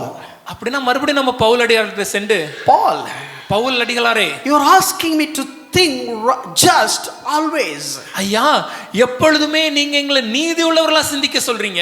How can a sinful man will think justly all the time? ஆனா பாவியாகிய மனுஷனான என்னால எப்படி எல்லா நேரங்களிலும் நீதி உள்ள காரியங்களை சிந்திக்க முடியும்? Then Paul would have asked. உன்னுடைய பவுல் கேட்டிருப்பாங்க, Hey Pushparaj, how did you know this? Pushparaj ஐயா, உங்களுக்கு இது எப்படி தெரியும்? Oh, I read Romans 3:23. ஐயா, நான் ரோமர் 3:23 வாசித்தேன். 3:23 says all became sinners. 3:23 வசனம் சொல்கிறது எல்லாரும் பாவம் செய்திருக்கிறோம். So I am a sinner. அப்ப நான் பாவிதானே. Oh, you are asking me to think right and just. ஆனா நீங்க என்னை ஒரு நீதியுள்ள சிந்தனைகளை சிந்திக்க வேண்டும் என்று சொல்லி கேட்கிறீங்க. But a sinful person, how can I think just? ஆனா பாவியாக என்னால் எப்படி ஒரு நீதியுள்ள காரியங்களை சிந்திக்க முடியும்? Oh, Pushparaj, you read Romans 3:23. Have you ever read Romans 3:28? Pushparaj ஐயா, நீங்க ரோமர் 3:23 வசனத்தை வாசிச்சீங்களே, எப்பொழுதாவது 3:28 வசனத்தை வாசித்தீர்களா? Sorry, Romans 3:25-26. மன்னிக்கவும், ரோமர் 3:25-26 வாசித்தீர்களா? Oh, Apostle Paul, what does it say? அப்போஸ்தலனாகிய பவுல் அடிகளாரே, அங்க என்ன சொல்லி இருக்கிறீர்? What is there in 25-26 of Romans 3? ரோமர் 3:25-26 வசனங்களில் என்ன எழுதி இருக்கிறீர்? These are all the key core doctrines of the gospel. நம்முடைய சுவிசேஷத்தின் மிகவும் மைய பகுதியில் காணப்படுகிற தேவனுடைய வார்த்தைகள் இவை. If you want to preach the gospel, you have to touch this verse. நாம இன்னைக்கு சுவிசேஷத்தை பிரசங்கிக்கிறோம்னு சொல்றோம்னா இந்த வசனத்தை தொடாம பேச முடியாது. This is the key of the gospel. நம்முடைய சுவிசேஷத்தின் மைய பகுதி இதுவே. What is that? அங்க என்ன சொல்லி இருக்கிறார்? Paul, could you please explain what do you mean by that? Pavul அடிகளாரே, நீங்க என்ன எழுதி இருக்கிறீங்க என்பதை விவரித்து சொல்ல முடியுமா? Oh, look at this verse. ஐயா, இந்த வசனத்தை பாருங்க. Whom God put forward as a propitiation by his blood to be received by faith. 26வது வசனம் தமிழில் வருகிறது. இயேசு கிறிஸ்து இயேசுவினுடைய இரத்தத்தை பற்றும் விசுவாசத்தினாலே பலிக்கும் கிருபாதார பலி. So it's by faith. அது விசுவாசத்தினாலே. And what does it mean, propitiation? கிருபாதார பலி என்றால் என்ன? Oh, this we have studied for so many weeks. பல வாரங்களாக இதை குறித்து நாம் ஏற்கனவே தியானித்தோம். I know that I have preached this. நான் இதை ஏற்கனவே பிரசங்கித்தேன் என்பதை நான் அறிவேன். But such kind of truths keep on to be reminded. ஆனால் இப்படிப்பட்ட முக்கியமான கர்த்தருடைய வார்த்தைகளை மறுபடியும் நினைவுபடுத்த வேண்டியது மிக அவசியம். Because this is the foundation. ஏன்னா இதுதான் அஸ்திபாரம். If the foundation is shallow, then everything is gone. அஸ்திபாரம் நிலையற்றதாய் இருக்கும் என்றால் முழு கட்டிடமும் அது நிலையற்றதாய் மாறிவிடும். And he said, அப்ப நான் சொல்றேன், Paul said, மன்னிக்கவும், பவுல் அடிகளார் அங்க எழுதி இருக்கிறார். did you read that verse? அந்த வசனத்தை நீங்கள் வாசித்தீர்களா? Sir, I am a sinner. ஐயா, நான் பாவி. God is just. தேவன் நீதி உள்ளவர். So how can a sinful man think like a just God? அப்படி என்றால் ஒரு பாவியாகிய மனுஷனான என்னால ஒரு நீதி உள்ள தேவனை போன்ற சிந்தனைகளை உடையவனா இருக்க முடியும்? Oh, he is just. அவர் நீதி உள்ளவர். I am a sinner. நான் பாவி, full of unjust. முழுமையாக அநீதியாக வாழ்கிறவன். How can I think like him? எப்படி அவரை போல் நான் சிந்திக்க முடியும்? Whereas I have lost the image. அவருடைய சாயலை நான் இழந்து விட்டேன். How then Paul said, அப்படினா பவுல் சொல்லி இருக்கிறார், yeah, I know you cannot do it. எனக்கு புரியுதுப்பா, உன்னால அதை செய்ய முடியாது. You are unable to do it. உன்னால அதை செய்வதற்கு உனக்கு திராணி இல்லை. Oh, he is not only just, but he is also a justifier. ஐயா, அவர் நீதியுள்ள தேவன் மாத்திரமல்ல, நம்மளை நீதிமானாக்குகிற தேவனுமாய் இருக்கிறார். And I don't know how many of you really enjoy that. இத சொல்லும்போது எத்தனை பேருக்கு உடல் சிலிர்த்துச்சுன்னு எனக்கு தெரியல. If Bible says God is just, I am gone doomed. ஒருவேளை வேதம் தேவன் நீதி உள்ளவர் என்பதை மாத்திரம் சொல்லும் என்றால் அது எனக்கு சாபம், அழிவாக மாறிவிடும். Oh, that's it. அவ்வளவுதான், எனக்கு வாய்ப்பே இல்லை. I cannot go to God. என்னால் தேவனிடத்தில் நெருங்கி சேர முடியாது. If Bible says God is just, வேதம் தேவன் நீதி உள்ளவர் என்று சொல்லும்போது nobody can go to God. ஒருவராலும் தேவனிடத்தில் நெருங்கி சேர முடியாது. But the greatest ever hope that the humankind has got is the next part of the verse. ஆனால் இந்த முழு மனித இனத்திற்குமே கிடைக்கப்பெற்ற மிகப்பெரிய நம்பிக்கை என்னவென்றால் இந்த வசனத்தில் கூட இரண்டாம் பகுதி. He is not only just, he is the justifier. அவர் நீதியுள்ள தேவன் மாத்திரமல்ல, நம்மளை நீதிமானாக்குகிற தேவனுமாய் இருக்கிறார். Let me explain this story. இந்த கதையை நான் கொஞ்சம் விவரிக்கிறேனே. Oh no, have your undivided attention. எந்த கவன சிதறல் இல்லாம தயவு செய்து கேளுங்கள். This is the core of the gospel. சுவிசேஷத்தின் மைய பகுதி இதுவே. If you hold on this, you will never live your Christian life. இதை மாத்திரம் நீங்கள் உறுதியாக பற்றி கொண்டீர்கள் என்றால் ஒரு நாளும் கிறிஸ்தவ விசுவாசத்தை விட்டு பின்மாற்றம் அடைய மாட்டீர்கள். This is kind of a two-edged sword. இது ஒரு இருபுறம் கருக்குள்ள பட்டயம் போல. Oh, it will cut you to do the surgery, at the same time it will cut your heart for repentance. அது ஒரு ஆபரேஷனுக்கு பண்ணுவதற்கு அறுவை சிகிச்சை செய்வதற்கும் பயன்படும். அதே போல நம்முடைய இருதயத்தை கிழித்து நம்மளை ஒரு மனம் திரும்புதலுக்கு ஏற்றாக நடத்தும். This one doctrine will build you and also break you. இந்த ஒரு சத்தியம் நம்மளை உருவாக்கவும் முடியும், நம்மளை உடைக்கவும் முடியும். Or let me put it this way. இல்ல இப்படி சொல்றேனே, this is the doctrine which will break you to build you up. இல்லனா இப்படி சொல்லலாம், இந்த ஒரு சத்தியம் நம்மளை உடைத்து மறுபடியும் தேவனுக்குள்ளாக உருவாக்கும். Let's little bit study about God. தேவனை குறித்து கொஞ்சம் யோசிப்போங்க. Oh, God is a God of perfection. தேவன் பூரணமாய் இருக்கிறவர். Nobody is perfect in this world. இந்த உலகத்துல பூரணமாய் இருப்பவர் ஒருவரும் இல்லை. Oh, look at the next person sitting, look at the person who is sitting next to you. உங்க பக்கத்துல இருக்கிற திரும்பி பார்த்து, Oh, the best imperfection, that is you. நான் பார்க்கிறதுலே மிகவும் பூரணமே இல்லாத ஒரு மனுஷன், சிறந்த பூரணமே இல்லாதவர்னா அது நீங்க தான். சொல்லிட்டேல்ல, சித்து நான் திரும்ப சொல்றேன். Oh, I know the most imperfection entity in this world is you. இந்த உலகத்திலே பூரணமே இல்லாம காணப்படுற பொருள்னாலே நீங்க தான் ஐயா. அல்லேலூயா. கை கொடுங்களேன், கை கொடுத்து. Turn to your neighbor and hold their hands. Welcome to the perfect imperfection world. பூரணம் இல்லாத இந்த உலகத்திற்கு உங்களை வரவேற்கிறேன். If you are the husband, கணவரா இருந்தீங்கன்னா hold the hands of your wife மனைவியின் கரங்களை பிடிச்சு and tell her that. அவங்கள்ட்ட சொல்லுங்க, welcome to the imperfection world. பூரணம் இல்லாத ஒரு வாழ்க்கைக்கு உங்களை வரவேற்கிறேன். Which means என்ன சொல்ல வரோம்? don't think that you are perfect. நீங்க பூரணம் நினைக்காதீங்க. போதும், அவ்வளவு சொன்னா போதும். உங்களுக்கு புரிஞ்சிருக்கும்னு நினைக்கிறேன். மீதி நான் சொல்லாமலே அவங்க சொல்லுவாங்கன்னு எனக்கு தெரியும். Because even without you saying the second half, their wife will say the remaining things. Without prophetical gift, we will also say prophecy. தீர்க்கதரிசனம் வரம் இல்லாமலும் சில காரியங்களை தீர்க்கதரிசனம் சொல்ல முடியும். ஐயா கையை பிடிச்சிருப்பாரு. The husband will hold the hand. நீ ஒன்னும் பூரணர் இல்ல அப்படினு இருப்பாரு. The moment the husband says you are not perfect, இந்த full stop கூட போட்டுக்க மாட்டாரு. Even before he put the full stop, நீ பூரணர் இல்ல நீங்க மட்டும் பூரணமாக்கும். You are not, before that the response will come that you are imperfect. அது யார் சொல்றது? இது அடுத்த dialogue. And the next dialogue, உங்களை பத்தி எங்களுக்கு தெரியாதா? தமிழ டிரான்ஸ்லேட் பண்ற மிகப்பெரிய டிரான்ஸ்லேட்டர் நீங்க மட்டும் தான் சார். இப்படி நான் சொல்ல. இந்த மாதிரி டயலாக்லாம் உங்களுக்கு எப்படி தெரியும் என்கிட்ட கேட்காதீங்க.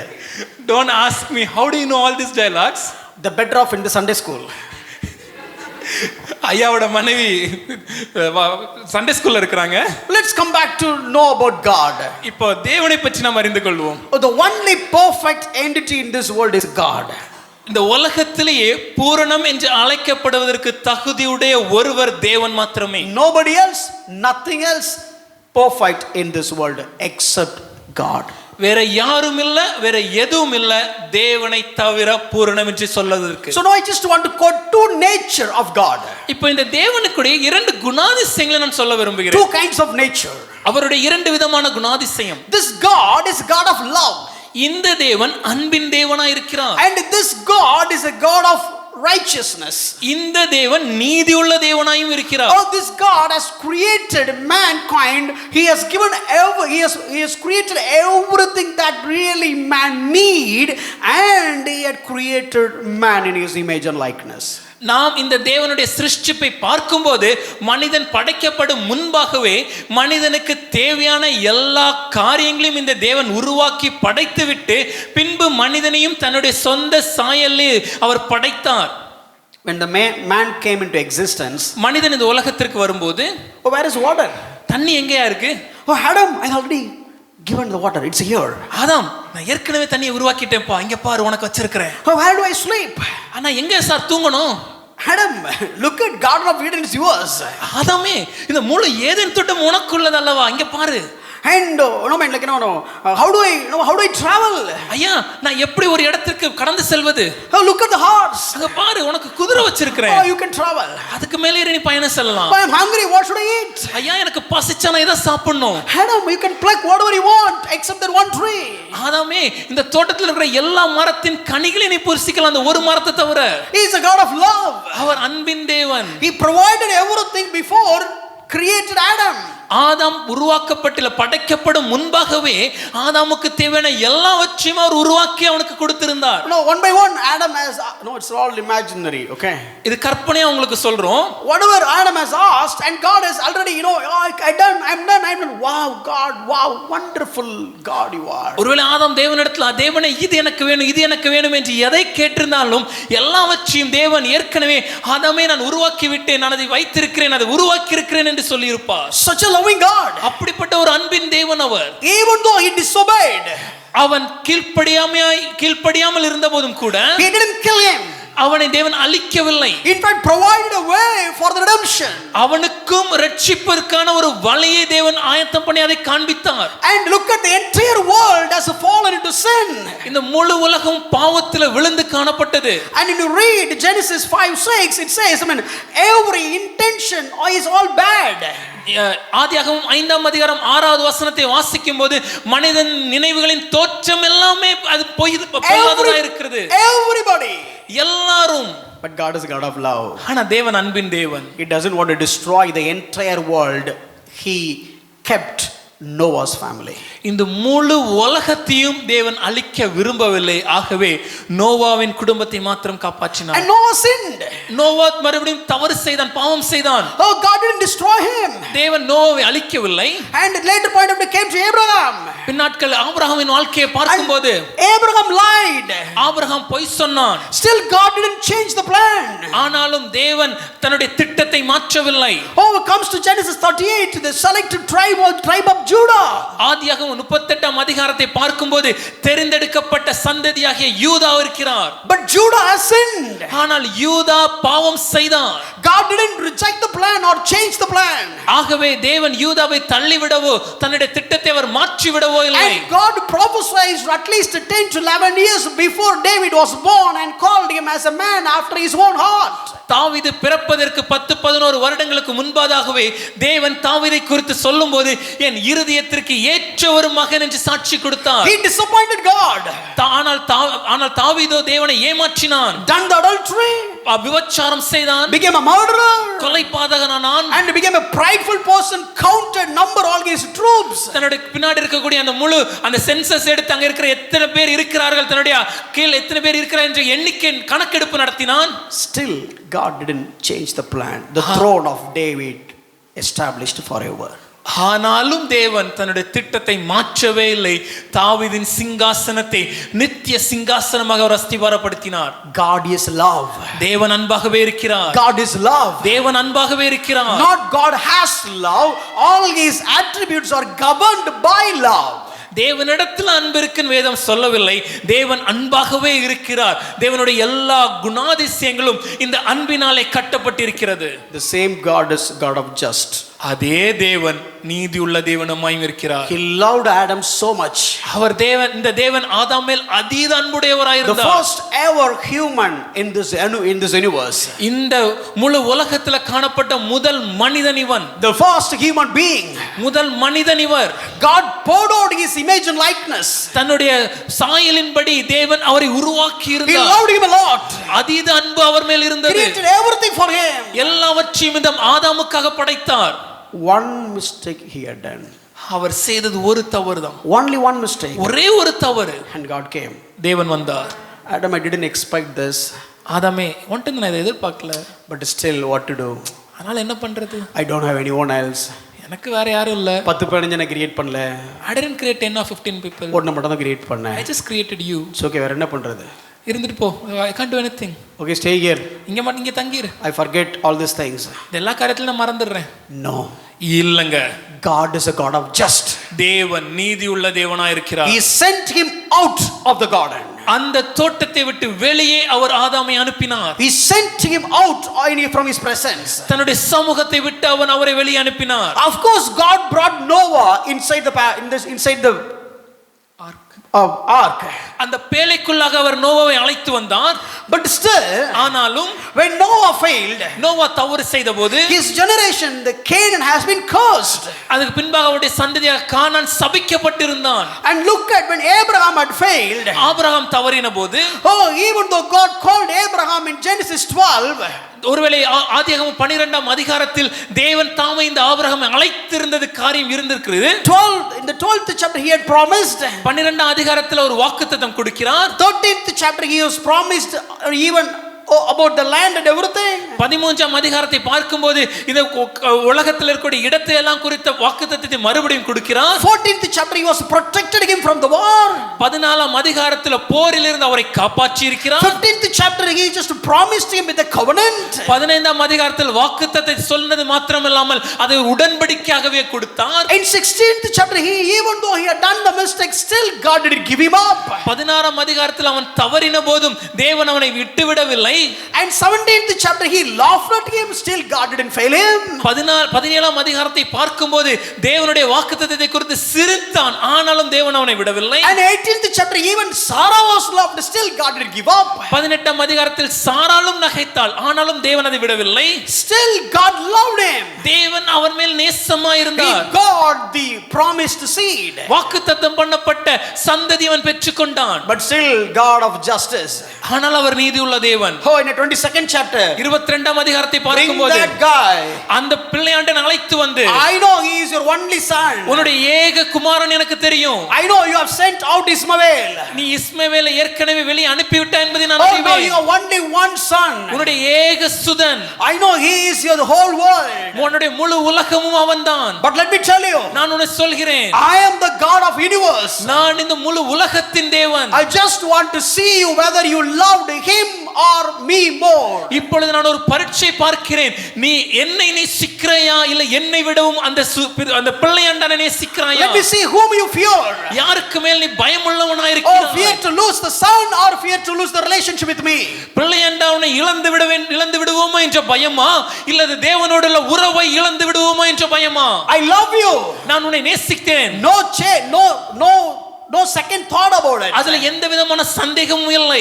25 years I was faithful. 25 வருடங்கள் நான் ஒரு உண்மை உள்ளவனாக இருந்தேன். And given you the baby.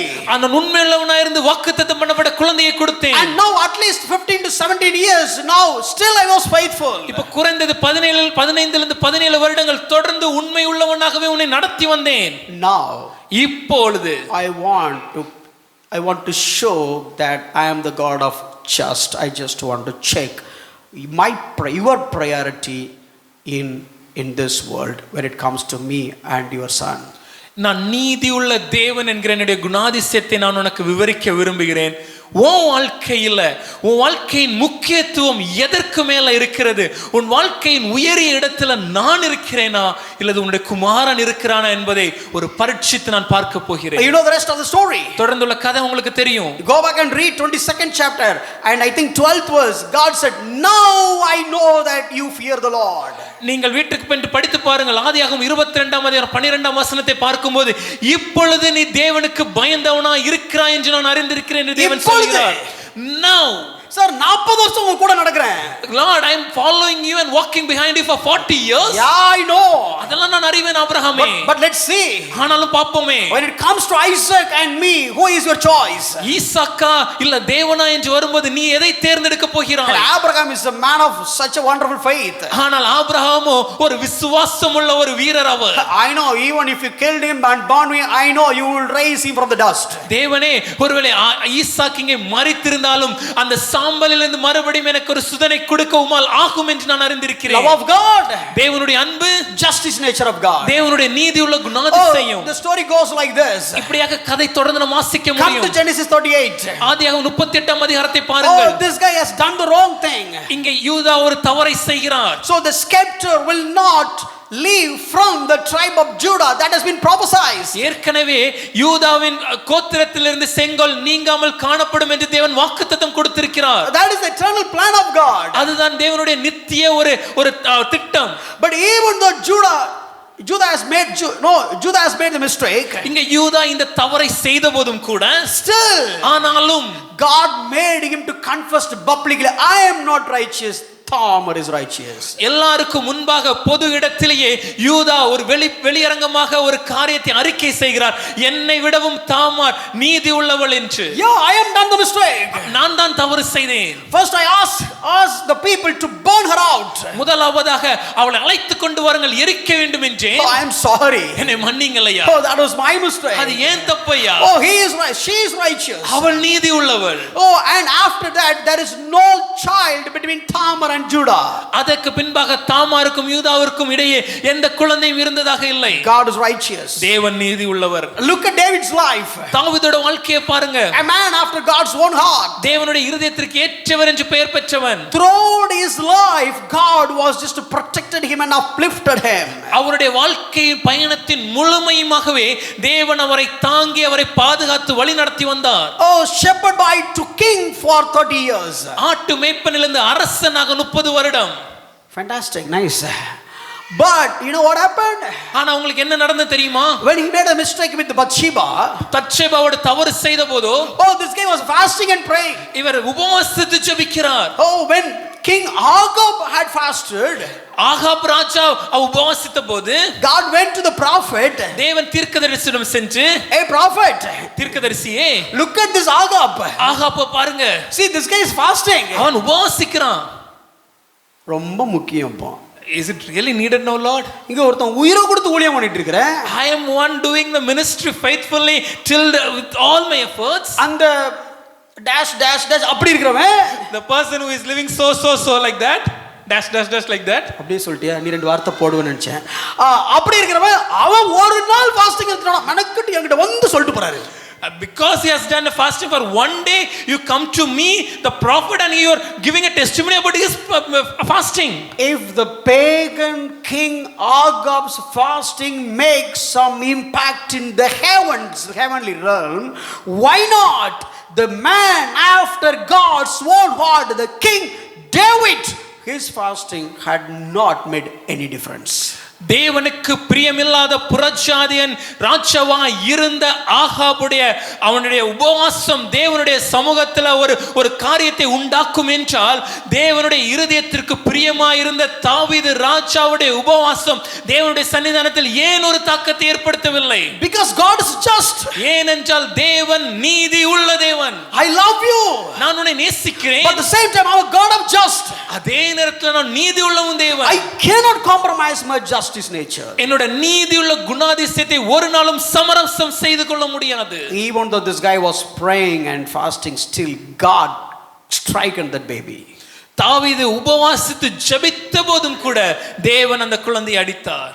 The story goes like this. அந்த கதையை அப்படி தொடர்ந்து வாசிக்க முடியும். Throughout the Bible, முழு வேதாகம் முழுமையுமே, when the Bible is exalts and giving more emphasis on the loving nature of God, the same Bible is giving equal exaltation when it comes to the just nature of God. எந்த வேதாகமும் தேவனுடைய அன்பை நமக்கு உயர்த்தி அதனுடைய மேன்மையை நமக்கு விளக்கி காண்பிக்கிறதோ, அதே வேதாகமும் அதே அளவு தாக்கத்தோடு தேவனுடைய நீதியுள்ள குணாதிசயத்தையும் உயர்த்தி தேவனுடைய நீதியையும் மேன்மைப்படுத்தி நமக்கு காண்பிக்கிறது. Let's come to the place where we were. நாம இருக்கிற இடத்தை இப்ப நம்ம யோசிச்சு பார்க்க போறோம். One side a sinful man, ஒரு புறம் பாவியாகிய ஒரு மனுஷன், one side just God. இன்னொரு பக்கம் நீதி உள்ள ஒரு தேவன். Of course he is a God of love. அவர் அன்பின் தேவன் தாங்க. But he says, I cannot compromise any of my nature. ஆனா அவர் சொல்லும்போது என்னுடைய நீதி உள்ள குணாதிசயத்துல என்னால சமரசம் செய்ய முடியாது. Then what will be the future of this mankind? அப்படினா இந்த மனித குலத்தின் எதிர்காலம் என்னவாக மாறும்? So now just imagine this is God's nature. ஒருவேளை இது தேவனுடைய குணாதிசயம் நீங்க கற்பனை யோசிச்சு பாருங்க. This is a love nature. இது தேவனுடைய அன்பின் குணாதிசயம். How can I leave the entire mankind? ஐயா, இந்த முழு உலகத்தை நான் எப்படி விட்டு விடுவேன்? How much I love them. எந்த அளவுக்கு நான் நேசிக்கிறேன். I have created them in my own image and likeness. என்னுடைய சாயலின்படி என்னுடைய ரூபத்தின்படி அல்லவா என்னுடைய மனிதனை சிருஷ்டித்தேன். Oh, I just rewind and just imagine how did I create Adam? எந்த அளவுக்கு ஒரு அற்புதமாக ஆதாமை உருவாக்கினேன் என்பதை நான் நினைவு கூறுகிறேன். He was the sand. மண்ணா இருந்ததுங்க. Oh, when I breathed him in his nostrils. ஆனா அவருடைய நாசியின் சுவாசத்தில் நான் ஊதின போது, my breath, என்னுடைய ஜீவ சுவாசம். Oh, Adam, the meaning of the word Adam is sand. ஆதாம் என்கிற வார்த்தைக்கு மண் என்று அர்த்தம். என் சுவாசம் இல்லனா வெறும் மண்ணு. Without my breath he is just a piece of dirt. ஆனா என் சுவாசத்தினால அவன் ஜீவாத்மா. But because of my breath he became a living being. This is my seed. இது என்னுடைய ஒரு வித்தா இருக்கிறது. This is my breath. இது என்னுடைய சுவாசமா இருக்கிறது. This is my son. இது என்னுடைய மகனா இருக்கிறான். The only one man in this world not born but created, that is Adam. இந்த உலகத்துல பிறந்ததிலேயே ஒரு மனிதன் தாயின் கருவில் உருவாகாம இருந்தான் என்றால் அது படைக்கப்பட்ட ஆதாம் மாத்திரமே. இந்த உலகத்துல வந்த மனிதர்கள ஒரே ஒரு மனிதன் தான் கர்ப்பப்பை வழியா வரல, ஆதாம். There was only one man in this entire world who didn't come out from the womb of a mother, and that is Adam. He came from the womb of God. அவன் தேவனுடைய கருவிலிருந்து உருவானவன். இப்படி நான் சொன்ன உடனே டேக்லைன் போட்டுற கூடாது. அப்ப God is female on question mark போட்டுற கூடாது. Don't ask whether God is a female just looking at this one statement. I want you to understand. என்ன அர்த்தத்தோட அத சொல்றோம் நீங்க புரிஞ்சுக்கணும். No, the second Adam, no, Jesus Christ, the begotten son. இரண்டாம் ஆதாமாகிய இயேசு கிறிஸ்து தேவனுடைய ஒரே குமாரனாய் இருக்கிறார். ஒரே பேரனாகிய குமாரன். it was only begotten son. But when it comes to Adam, ஆனால் ஆதாமை பார்க்கும்போது the first creation, முதலாவதாக படைக்கப்பட்டவன், the first man, முதல் மனிதன். பார்த்து செதுக்கி இருப்பார்னு நினைக்கிறேன். I have crafted him in a very immaculate manner. That's why when in Psalm 139 David is written this way. ஆகவே தான் தாவீது இதை குறித்து சொல்லும்போது சங்கீதம் 130 சொல்கிறார், Oh, you fearfully wonderfully made me. நீர் என்னை பிரமிக்கத்தக்க அதிசயமாய் உருவாக்கினீர். You knit together all of my bones. என் தாயின் கருவில் எல்லா எலும்புகளையும் நீர் உருவாக்கினவர். That is how God created Adam. அப்படிதாங்க தேவன் ஆதாமை உருவாக்கி இருக்கணும். But he sinned. ஆனா அவன் பாவம் செய்தான். He sinned. பாவியானான். And now இப்பொழுது the loving nature says, தேவனுடைய அன்பின் குணாதிசயம் சொல்கிறது, I don't want to lose my son Adam. என்னுடைய குமாரனாகிய ஆதாமை நான் இழக்க விரும்பவில்லை. And I don't want to lose the grandson of Adam. ஆதாமுக்கு பின்னாடி வரக்கூடிய அவருடைய பேரப்பிள்ளையை நான் இழக்க விரும்பல. Oh, I don't want to lose any one of the people came out of Adam, because all of them mine. ஆதாமுக்கு பின்வரும் சந்ததிகளில் உருவான யாரையும் நான் இழக்க விரும்பவில்லை. ஏனென்றால் எல்லாரையும் நான் உருவாக்கினேன், நான் நேசிக்கிறேன். Oh, that is all my breath. இதெல்லாம் என்னுடைய ஜீவ சுவாசம். Oh, these are all my life. இதெல்லாம் என்னுடைய ஜீவன். Oh, these are all my life. I have given them life. இவர்கள் எல்லாருக்கும் ஜீவ ஆத்துமாவை நான் கொடுத்திருக்கிறேன். இவர்களின் ஜீவன் நானே. Oh, I am the source of life that every man that has in this world. இந்த உலகத்துல ஜீவனோடு இருக்கிற ஒவ்வொருத்தருக்கும் ஜீவன் இருக்கிறதுக்கு காரணம் ஜீவாத்மாவை கொடுத்த ஜீவ அதிபதி நானே. That is the loving nature of God screams. இங்கேதான் தேவனுடைய அன்பின் குணாதிசயம் கதறுவதை நாம் பார்க்க முடியும். Now the just nature of God. அதே நேரத்தில் தேவனுடைய நீதியுள்ள குணாதிசயம், Righteousness and justice is the foundation of this throne. நீதியும் நியாயமுமே தேவனுடைய சிங்காசனத்தின் அடித்தளம். No compromise. எந்த சமரசம் இல்லங்க. No compromise. எந்த சமரசம் இல்லை. Justice will be established.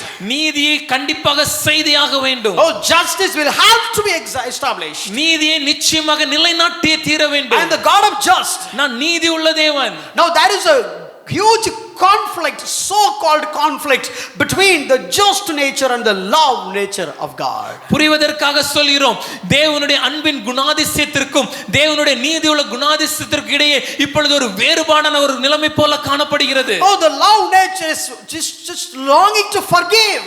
தேவனுடைய அன்பின் குணாதிசயம் மனிதர்களை மன்னிக்க ஏங்குகிறது. Oh, I want to forgive them. ஐயா, நான் அவங்களை மன்னிக்கணும். I am the God of love. நான் அன்பின் தேவன். How can I punish them? எப்படி இவர்களை தண்டிப்பேன்? Oh, with all my love I can easily forgive them. என்னுடைய முழு அன்பின் நிமித்தமாக இவருடைய எல்லா பாவங்களையும் நான் மன்னித்து விடுவேனே. But the just nature, ஆனா அதே நேரம் தேவனுடைய நீதியுள்ள குணாதிசயம், oh, I need to establish the justice. நான் நீதியை நிலைநாட்ட வேண்டும். My verdict is, என்னுடைய தீர்ப்பு என்னன்னா, all are doomed and condemned to be condemned. எல்லாரும் பாவம் செய்ததனால கெட்டு போனார்கள், அவர்களுக்கு வாழ்வில்லை.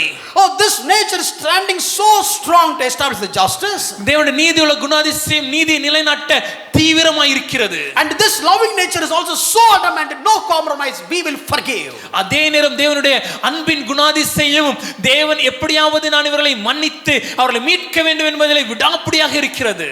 Entire universe is watching this turmoil.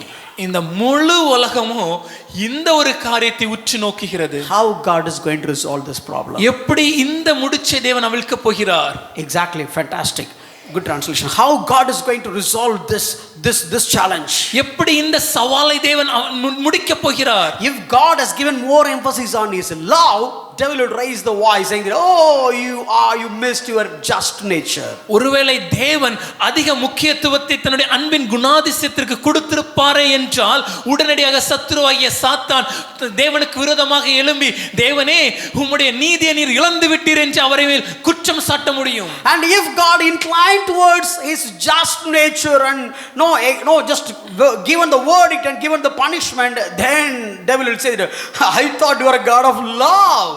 ஒருவேளை தேவன் தன்னுடைய நீதியுள்ள குணாதிசயத்திற்கு அதிக முக்கியத்துவம் கொடுத்து இந்த முழு மனித உலகத்தின் மேல் நீதியை நிலைநாட்டுவாரா என்றால் உடனடியாக சத்ருவாகிய சாத்தான் எழும்பி நின்று சொல்லுவான்ல, தேவனே நீங்க அன்பின் தேவன் நான் நினைச்சேன், ஒன்னும் பார்க்க முடியலையே. Oh, this battle between justice nature and love nature. இந்த அன்பின் குணாதிசயத்திற்கும் இந்த நீதியுள்ள குணாதிசயத்திற்கும் இடையே இந்த போர் காணப்பட்டது. The entire universe is watching how God is going to resolve this conflict. இந்த முழு உலகமே தேவன் இந்த முடிச்சை எப்படி அவிழ்ப்பார் என்று பார்த்து கொண்டிருக்கிறார்கள். All the prophets had been prophesied. தீர்க்கதரிசிகள் எல்லாம் தீர்க்க தரிசனங்களை ஏற்கனவே முன்னுரைத்திருந்தனர். Still the world couldn't understand the holistic picture. ஆனால் இந்த முழு உலகத்திற்கு அது என்ன காரியம் என்பதை முழுமையாக விளங்க முடியவில்லை. You know the rest of the story. உங்களுக்கு இதுக்கு பின்னாடி ஒரு கதை தெரியும். The day has come. ஒரு நாள் வந்தது. God proved his just nature and his love nature. தேவன் தன்னை நீதியுள்ள தேவன் என்றும் தன்னை ஒரு அன்பின் தேவன் என்றும் அவர் நிரூபித்து காண்பித்தார். God doesn't want to lose me. தேவன் என்னை இழக்கணும்னு அவர் விரும்பலங்க. Gospel is supposed to be personalized. இந்த சுவிசேஷம் என்பது ஒவ்வொரு மனிதருக்கும் தனித்தனியாக தனித்துவமாக இருக்க வேண்டும். Gospel is not belong to Christian. இது கிறிஸ்தவர்களுக்கு பொதுவான செய்தி அல்ல. Oh, gospel is belong to me. இது எனக்கு கொடுக்கப்பட்ட தனிப்பட்ட செய்தியாக மாற வேண்டும். In the entire universe, if I am the only one man, இந்த முழு உலகத்திலேயே இருக்கக்கூடிய ஒரே மனிதனாகவே நான் இருந்தாலும் கூட, if I am the only one man, நான் தான் இந்த உலகத்திலே ஒரே மனுஷனா இருந்தாலும், God will surely send his son to be killed to save me because God loves me.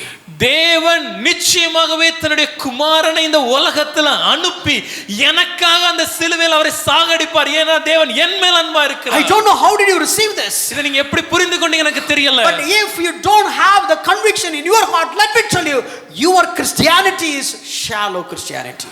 ஆனா இந்த காரியத்தின் ஆழம் உங்களுடைய இருதயத்தில் முழுமையாக உணர்த்தப்படவில்லை என்றால் நான் நிச்சயமா சொல்றேன், உங்களுடைய கிறிஸ்தவம் ஒரு மேலான கிறிஸ்தவமாக மேலான நிலைமையில மாத்திரம் இருக்க ஆழம் இல்ல. It should hurt you.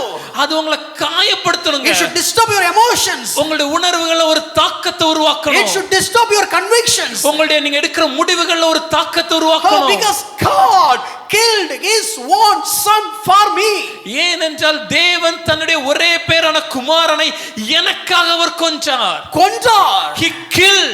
Oh, the God who said do not murder, but this God has murdered his own son just sake of love for me. கொலை செய்யாதிருப்பாயாக என்ற கட்டளையை கொடுத்த இதே தேவன் எனக்காக தன்னுடைய குமாரனை கொல்ல நொறுக்க சித்தமானார். உலகத்தை பார்த்து கொலை செய்யாதன்னு சொன்னவரு, God who called to the world and said to the world do not murder, கண்டிப்பா கொலை செய்ய கூடாதுன்னு ஊருக்கே கட்டளை போட்டவரு, the God who give a commandment to the entire world not to murder, தான் வீட்ல இருந்த தன் பையனை எனக்காக கொன்னாரு. but he killed his only son who is in his home. He killed him because he loved me, because he loves me. ஏன்னா அவர் என் மேல் அன்பா இருக்கிறார். That had happened for you. அது உங்களுக்காக நடந்துச்சுங்க. You have got saved because God had killed his own son. நீங்க ஏன் ரட்சிக்கப்பட்டீங்க தெரியுமா? தேவன் தன்னுடைய குமாரனை கொன்றதுனால நீங்க ரட்சிக்கப்பட்டீங்க. You know what Jesus had gone through in the cross, it is not just suffering. சிலுவையில இயேசுவானவர் அந்த இடத்துல அவருக்கு நடந்த காரியம் ஏதோ ஒரு பாடுகள் மாத்திரம் இல்லைங்க. Let me put it in this way. இல்ல இப்படி சொல்றேனே, a holy God, ஒரு பரிசுத்த தேவன், a sinful man. ஒரு பாவமான ஒரு மனிதன். Now this guy has to escape from whom? இப்போ இந்த பாவமான மனிதன் யார்கிட்ட இருந்துங்க தப்பணும்? For example, if I do something against this local counselor, இப்போ ஒரு உதாரணத்திற்கு இப்போ நம்ம இடத்துல இருக்கக்கூடிய கவுன்சிலருக்கு விரோதமா நான் ஒரு காரியத்தை செஞ்சிட்டேன்னா, and the counselor is trying to chase me, இப்போ அந்த கவுன்சிலர் என்ன தேடி என்ன பிடிக்க முயற்சிக்கிறார்னா, I can change my ward. நான் இருக்கிற அந்த வார்டை விட்டு இன்னொரு வார்டுக்கு போயிரலாம். At least I can change the city. இல்லனா இருக்கிற நகரத்தை விட்டு வேற நகரத்துக்கு போலாம். Oh, if I'm being chased by the minister of this state, even I can switch over the states. ஒருவேளை இந்த மாநிலத்தில் இருக்கக்கூடிய மந்திரி ஒருவேளை என்ன தேடி வந்தாருன்னா கூட இந்த மாநிலத்தை விட்டு வேற ஒரு மாநிலத்துக்கு நான் இடம் பெயர்ந்து போயிடலாம். You know, people, I mean, the Indian courts are searching for them, but they are, you know, I mean, they are just roaming here and there in Europe and giving the pose and all these things. உங்களுக்கு இந்த கதை நல்லாவே தெரியும். நம்ம தேசத்துல பல கோர்ட்ல சிலரை குற்றவாளின்னு சொல்லி தேடி பிடிக்க தேடுவாங்க. ஆனா அவங்க நம்ம நாட்டுல இருக்க மாட்டாங்க, வெளிநாட்டுல போயிட்டு கிரிக்கெட் மேட்ச் எல்லாம் பார்த்துட்டு போஸ்ட்லாம் கொடுப்பாங்க. The extra நான் சொல்ல. Okay, you know, he thought he is, you know, bankrupted. நம்ம என்ன நினைச்சுக்கிறோம், ஐயா அவட்ட காசே இல்லைன்னு. But அவர்கிட்ட இல்லாதது எதுவுமே இல்லைங்கிறத போட்டோ பார்த்தா புரியும். But if you look at the photos, you will find that there is nothing lack in his life. How you are not escaping from a, you know, just a law and order of a nation. இங்க ஏதோ ஒரு நாட்டோட சட்ட ஒழுங்குல நீங்க தப்பிக்கல. Not from the continent. இல்ல ஒரு கண்டத்துல இருந்து இல்லங்க. It is, he is the God of whole universe. இந்த முழு பிரபஞ்சத்தின் தேவன் அவர். You are just not standing against as a mighty warrior like the way Nimrod stood against God. எப்படி நிம்ரோத் தேவனுக்கு விரோதமாக எழும்பி நின்றானோ அதே போல ஒரு பராக்கிரமசாலி நம்மளை நினைத்துக் கொண்டு நாம் தேவனுக்கு விரோதமாக எழும்பி நின்று கொண்டிருக்கிறோம். Many times we pray. நாம் பல நேரம் ஜெபிக்கிறோம்ல. God, you are not answering my prayer, so I don't want to pray. தேவனே என் ஜெபத்துக்கு நீங்க பதில் தரல, அதனால நான் ஜெபிக்க போறது இல்ல. நான் சொல்ற பரலோகம் என்ன பண்ணு தெரியுமா? What the heaven will be thinking? அப்படிதான் பண்ணிட்டு இருக்கோம். They will be laughing at us. இவர் நெஞ்ச நிமித்திட்டு I'm not going to pray. What we think is Lord, நான் ஜெபிக்க மாட்டேன். அங்க பரலோகத்துல இன்னொரு கூட்டம். டேய் டேய். See, echo. May the heaven will be thinking, hey, what are you doing? So you need to know who is God. உங்களுக்கு தேவன் யாருன்னு தெரியணுங்க. Even if you are just speaking something against God in the bathroom, God said, hey, here I am. ஒருவேளை நீங்க கழிவறையில இருந்து கொண்டு கூட கழிப்பறையில இருந்து கொண்டு கழிப்பறையில இருந்து கொண்டு கூட தேவனுக்கு விரோதமா ஏதாவது ஒரு காரியத்தை சொன்னா கூட தேவன் நான் இங்க இருக்கிறேன் என்று சொல்கிற தேவனா இருக்கிறார். Sometimes you will say in your heart, சில நம்ம இருதயத்துல யோசிப்போம், I don't know why this God is doing like this. இந்த தேவன் ஏன் இப்படி செய்றான்னு எனக்கு தெரியல. Immediately the entire heaven heard.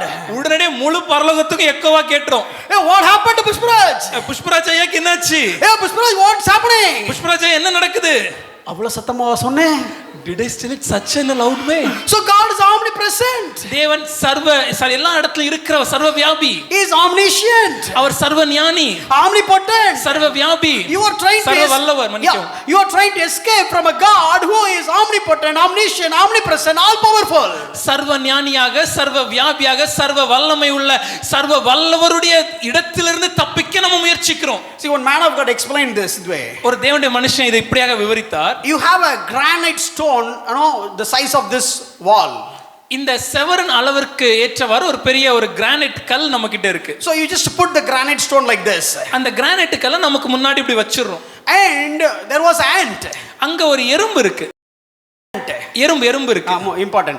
The ant is just coming towards the granite. அந்த எறும்பு அந்த கிரானைட் கல்லுக்கு கிட்ட வருது. Coming so fast. வேகமா வருது. And hit the granite. வேகமா வந்து அந்த கிரானைட் கல்ல முட்டிருது. And going back. பின்னாடி போயிடுது. And coming again. மறுபடியும் வந்து and hit hard. வேகமா முட்ட முயற்சிக்குது. And the other ant was asking. அப்ப அங்க இருந்த இன்னொரு எறும்பு கேட்குது, what are you doing? எறும்பே என்ன செய்ற? Don't disturb me. என்ன தடுக்காத. Leave me. என்ன விடு. I am in anger. நான் கோவத்துல இருக்கேன். I want to make a way. ஒரு வழியை உருவாக்கணும். I want to break the stone and just go through the stone the other side. இந்த கிரானைட் கல்ல மோதி உடைச்சி வழியை உருவாக்கி இதன் வழியாக செஞ்சு அடுத்த இடத்துக்கு போறேன். Who is that ant? அந்த எறும்பு யார் தெரியுமா?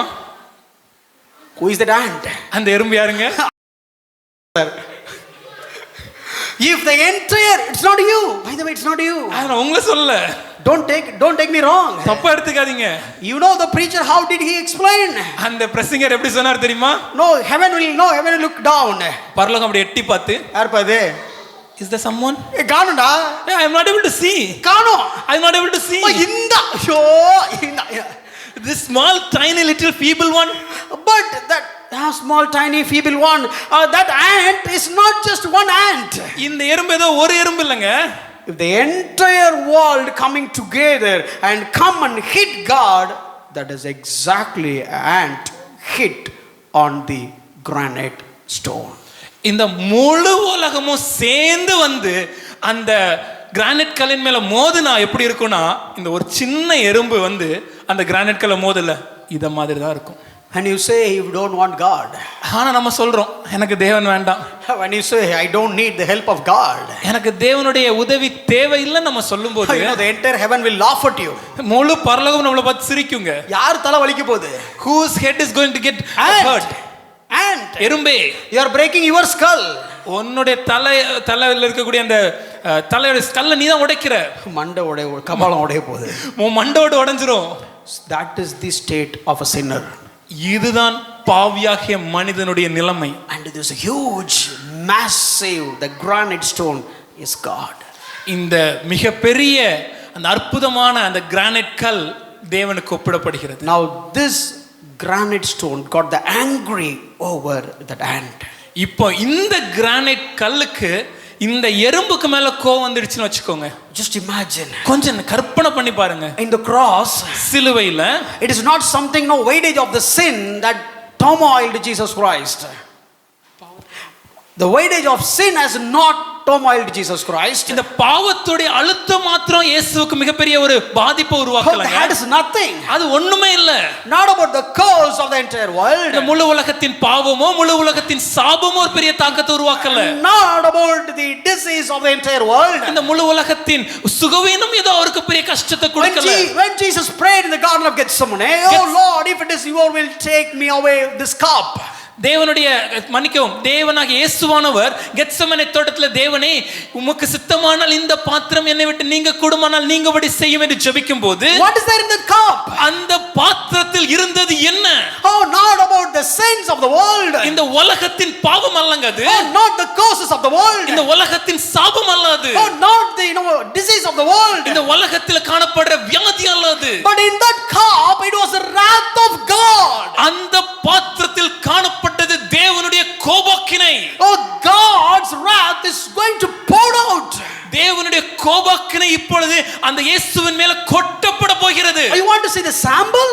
அதுல கூட ஒரு உதாரணத்தை பார்க்கணுமா? God called Jonah. யோனாவை அழைத்து வந்து, And Jonah, you need to go to Nineveh. யோனாவை நீ நினிவேக்கு செல்ல வேண்டும். Preach the good news.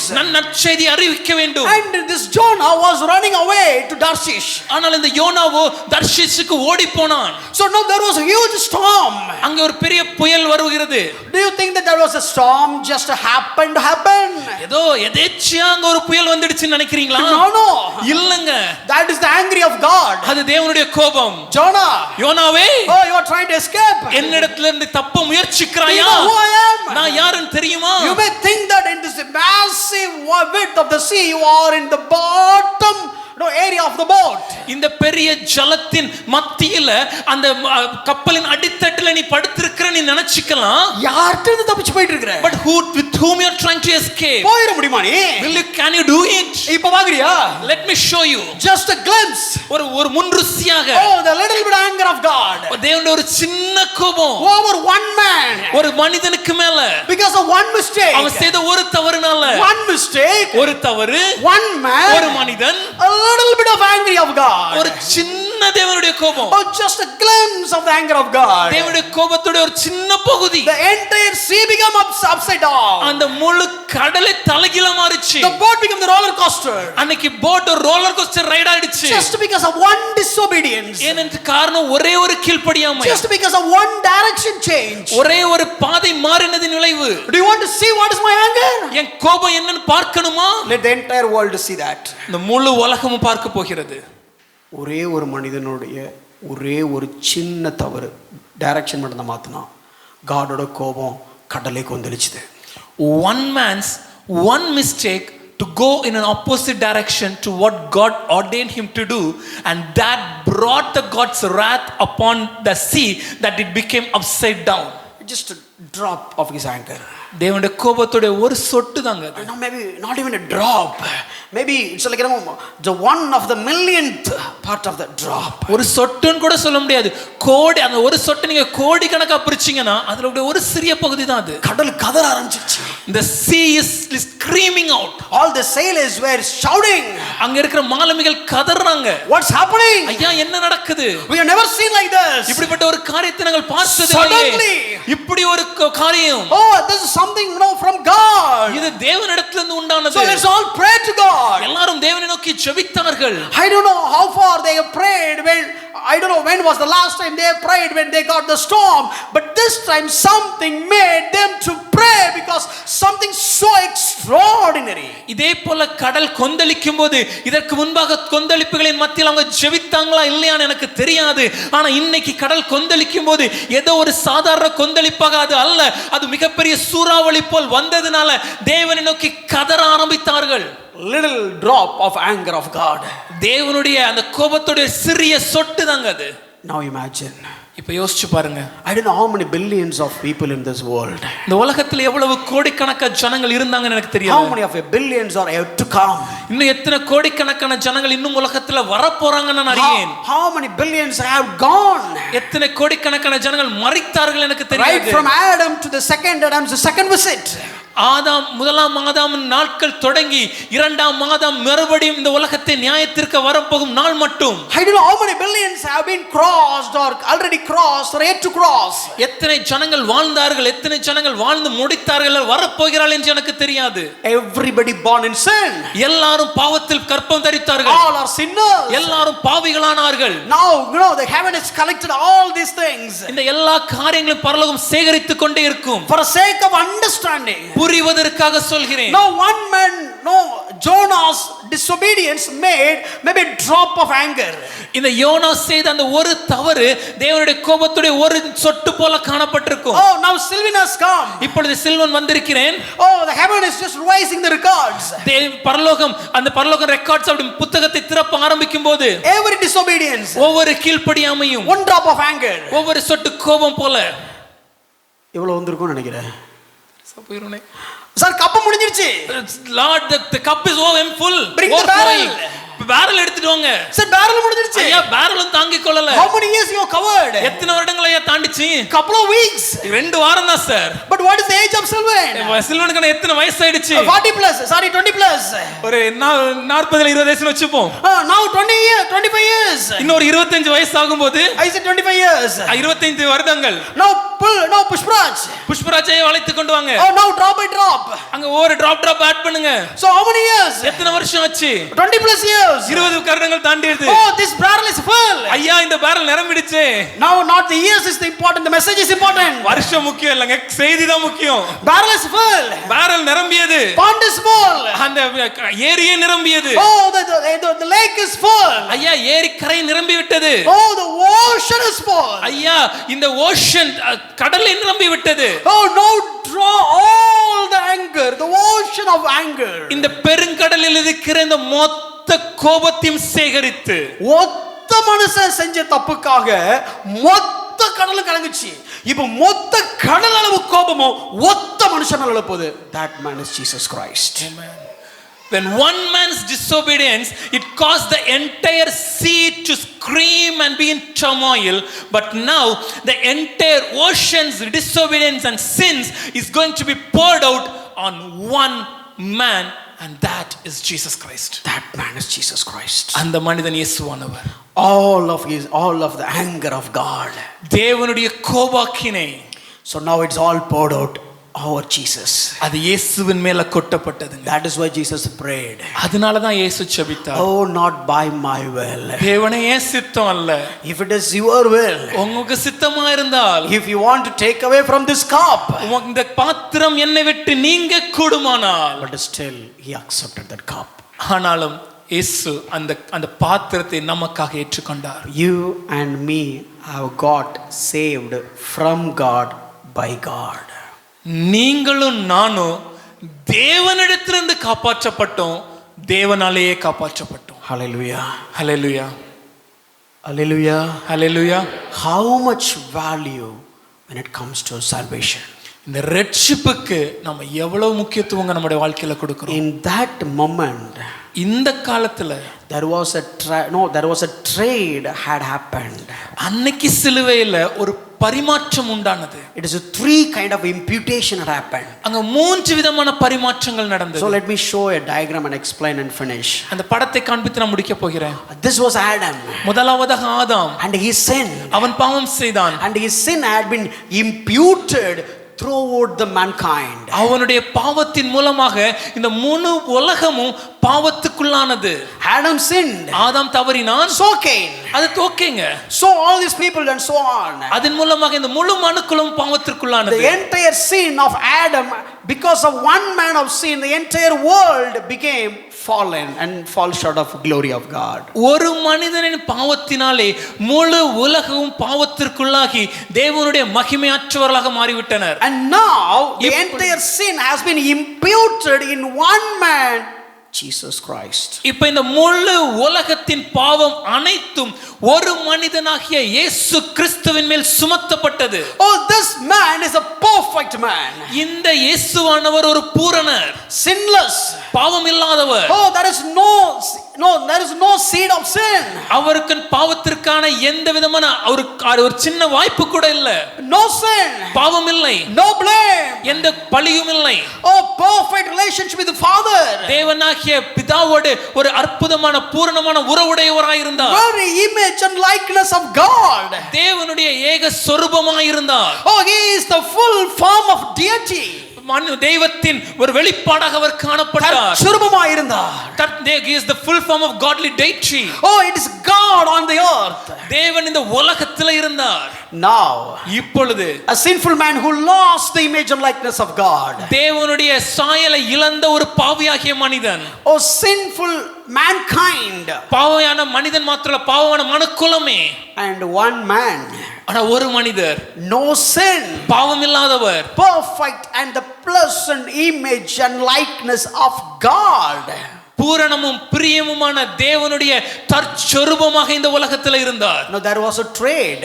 அங்க ஒரு பரிமாற்றம் உண்டானது. Oh, the sinfulness of the man and the entire mankind imputed on that one perfect man, and the perfection and the just of that one man had taken and imputed on all the people, those who believe him. Amen. அந்த முழு மனு குலத்தின் பாவம் அனைத்தும் அந்த பரிசுத்தமான பூரணமான மனிதனாகிய இயேசு கிறிஸ்துவின் மேல் சுமத்தப்பட்டது. அந்த பரிசுத்தமான பூரணமான இயேசு கிறிஸ்துவின் நீதி இந்த முழு மனு குலத்திற்கு மேல் அவரை விசுவாசிக்கிற ஒவ்வொருத்தருக்கும் கொடுக்கப்பட்டது. Martin Luther and John Bunyan, they said, this imputation he has given us the confidence, and that gives the life changing experience in this world. Martin Luther அவர்களும் ஜான் பனியன் அவர்களும் இதை குறித்து சொல்லும்போது, இந்த பரிமாற்றம் தான் இந்த உலகத்துல நமக்கு மிகப்பெரிய நம்பிக்கையும் இந்த உலகத்துல நமக்கு கிடைக்கப்பெற்ற மிகப்பெரிய அற்புதமான வாழ்க்கையுமே இதன் மூலம் உண்டானது என்கிறார்கள். Luther is just saying few more things. Luther இதை குறித்து இன்னும் சில காரியங்களை விவரிக்கிறார். He mentioned this. அவர் இப்படி சொல்கிறார். Oh, when I feel this, இதை நான் பார்க்கும்போது, when I think this, நான் நினைக்கும்போது, oh, I feel like I'm entering into the paradise with the peace of God. நான் தேவனுடைய சமாதானத்தின் பரதேசிலே நுழைகிறதை நான் உணர்கிறேன் என்கிறார். When John Bunyan was tortured and about to be killed, John பனியன் அவர்களை கொடுமைப்படுத்தி அவர்களை கொலை செய்யும் நாட்கள் வரும்போது, and they discovered, oh, this imputation had given the confidence. அவர்கள் கொடுமைப்படுத்திய ஜனங்கள் ஒன்றை புரிந்து கொண்டார்கள். இந்த நீதி பரிமாற்றமே ஜான் பனியனுக்கு அந்த நம்பிக்கையை உண்டாக்கியது என்று. Do you have that confidence? இந்த நம்பிக்கை இன்னைக்கு நமக்கு இருக்கா? Do you have that peace? இந்த சமாதானம் இருக்கிறதா? Do you feel that just? இந்த நீதியை நாம் உணர்கிறோமா? Next slide. This is how the justification had happened.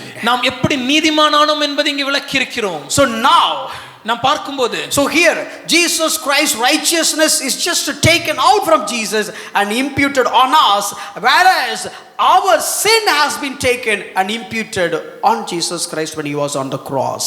இயேசுவானவர் சிலுவையில் இருக்கும்போது அந்த சிலுவையில இயேசுவானவருடைய நீதி அனைத்தையும் நம்மேல் சுமத்தப்பட்டது. அதே போல நம்மேல் இருந்த பாவமான எல்லாவற்றையும், நம்முடைய பாவத்தை சிலுவையிலே அவர் மேலே தேவன் சுமத்தி இருந்தார். One last verse and close. ஒரு கடைசி வசனத்தை காண்பித்து முடிக்க போறோம். Romans 3 verse 27. ரோமர் 3 அதிகாரம் 27வது வசனம். Nothing is to just to boast about it. இதுல மேன்மை பாராட்டது என்னங்க இருக்கு? I became right. நான் நீதிமானானேன். I became just. நான் நீதிமானானேன். But in this entire process, ஆனா இந்த முழு காரியத்திலையும் what is the role of mine? என்னுடைய வேலை என்ன? What is the contribution of mine? இந்த நீதிமானாக்கப்படுவதற்கு என்னுடைய பங்களிப்பு என்ன? God grant the repentance. தேவனே அந்த அந்த மனம் திரும்புதல் எனக்கு அருளினார். And God has given the faith. தேவனே அந்த விசுவாசத்தை எனக்கு The அருளினார். Spirit of God made me to be regenerate. பரிசுத்த ஆவியானவர் என்னை புதிய மனிதனாக ஜெனிப்பிக்க Oh, செய்தார். the Spirit of God, by using the word of God, He has given birth to me. பரிசுத்த ஆவியானவர் தம்முடைய வார்த்தையின் மூலமாக என்னை மறுபடியும் புதிய மனிதனாக ஜெனிப்பித்தார். What is there for me to boast about it? அப்ப இதுல மேன்மை பாராட்டுவதற்கு எனக்கு என்னங்க இருக்கு?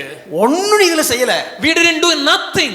இதுக்கு அப்புறம் தான் நீ செய்ய வேண்டியது இருக்கு. But there is a great thing that is there for us to do after this thing had happened. Paul is asking me, அதான் பவுல் கேட்கும்போது, Pushparaj, புஷ்பராஜ் ஐயா, do you understand all these things? இந்த எல்லா காரியங்களும் உங்களுக்கு புரியுதா? Yeah, I understand. ஆமா ஐயா, எனக்கு புரியுது. Now you tell me whether you are a right and just person or not. இப்போ நீங்க சொல்லுங்க, நீங்க உண்மையாட்டே ஒரு நீதியுள்ள ஒரு மனிதனா இல்லையா? Not with the race, no, not to head to be raised and chest to be, just shown and saying that, okay, yeah, I am. ஏதோ தலையை தூக்கி மார்பை விரித்து நான் நீதிமான மேன்மை பாராட்ட இல்ல. No, இல்லங்க. with all my tears, கண்ணீர்களோட, with the downcasted head, தலை குனிந்து தாழ்மையான இதயத்தோட, to think about the cross, இந்த சிலுவையை நினைக்கும் போது, to think about the Calvary. அந்த சிலுவையின் நடந்த காரியத்தை நினைவு கூறும்போது, Yeah, I am right. ஆமா நான் நீதிமானானே. Yeah, I am just. நான் நீதிமானாக்கப்பட்டேன். But not because of me.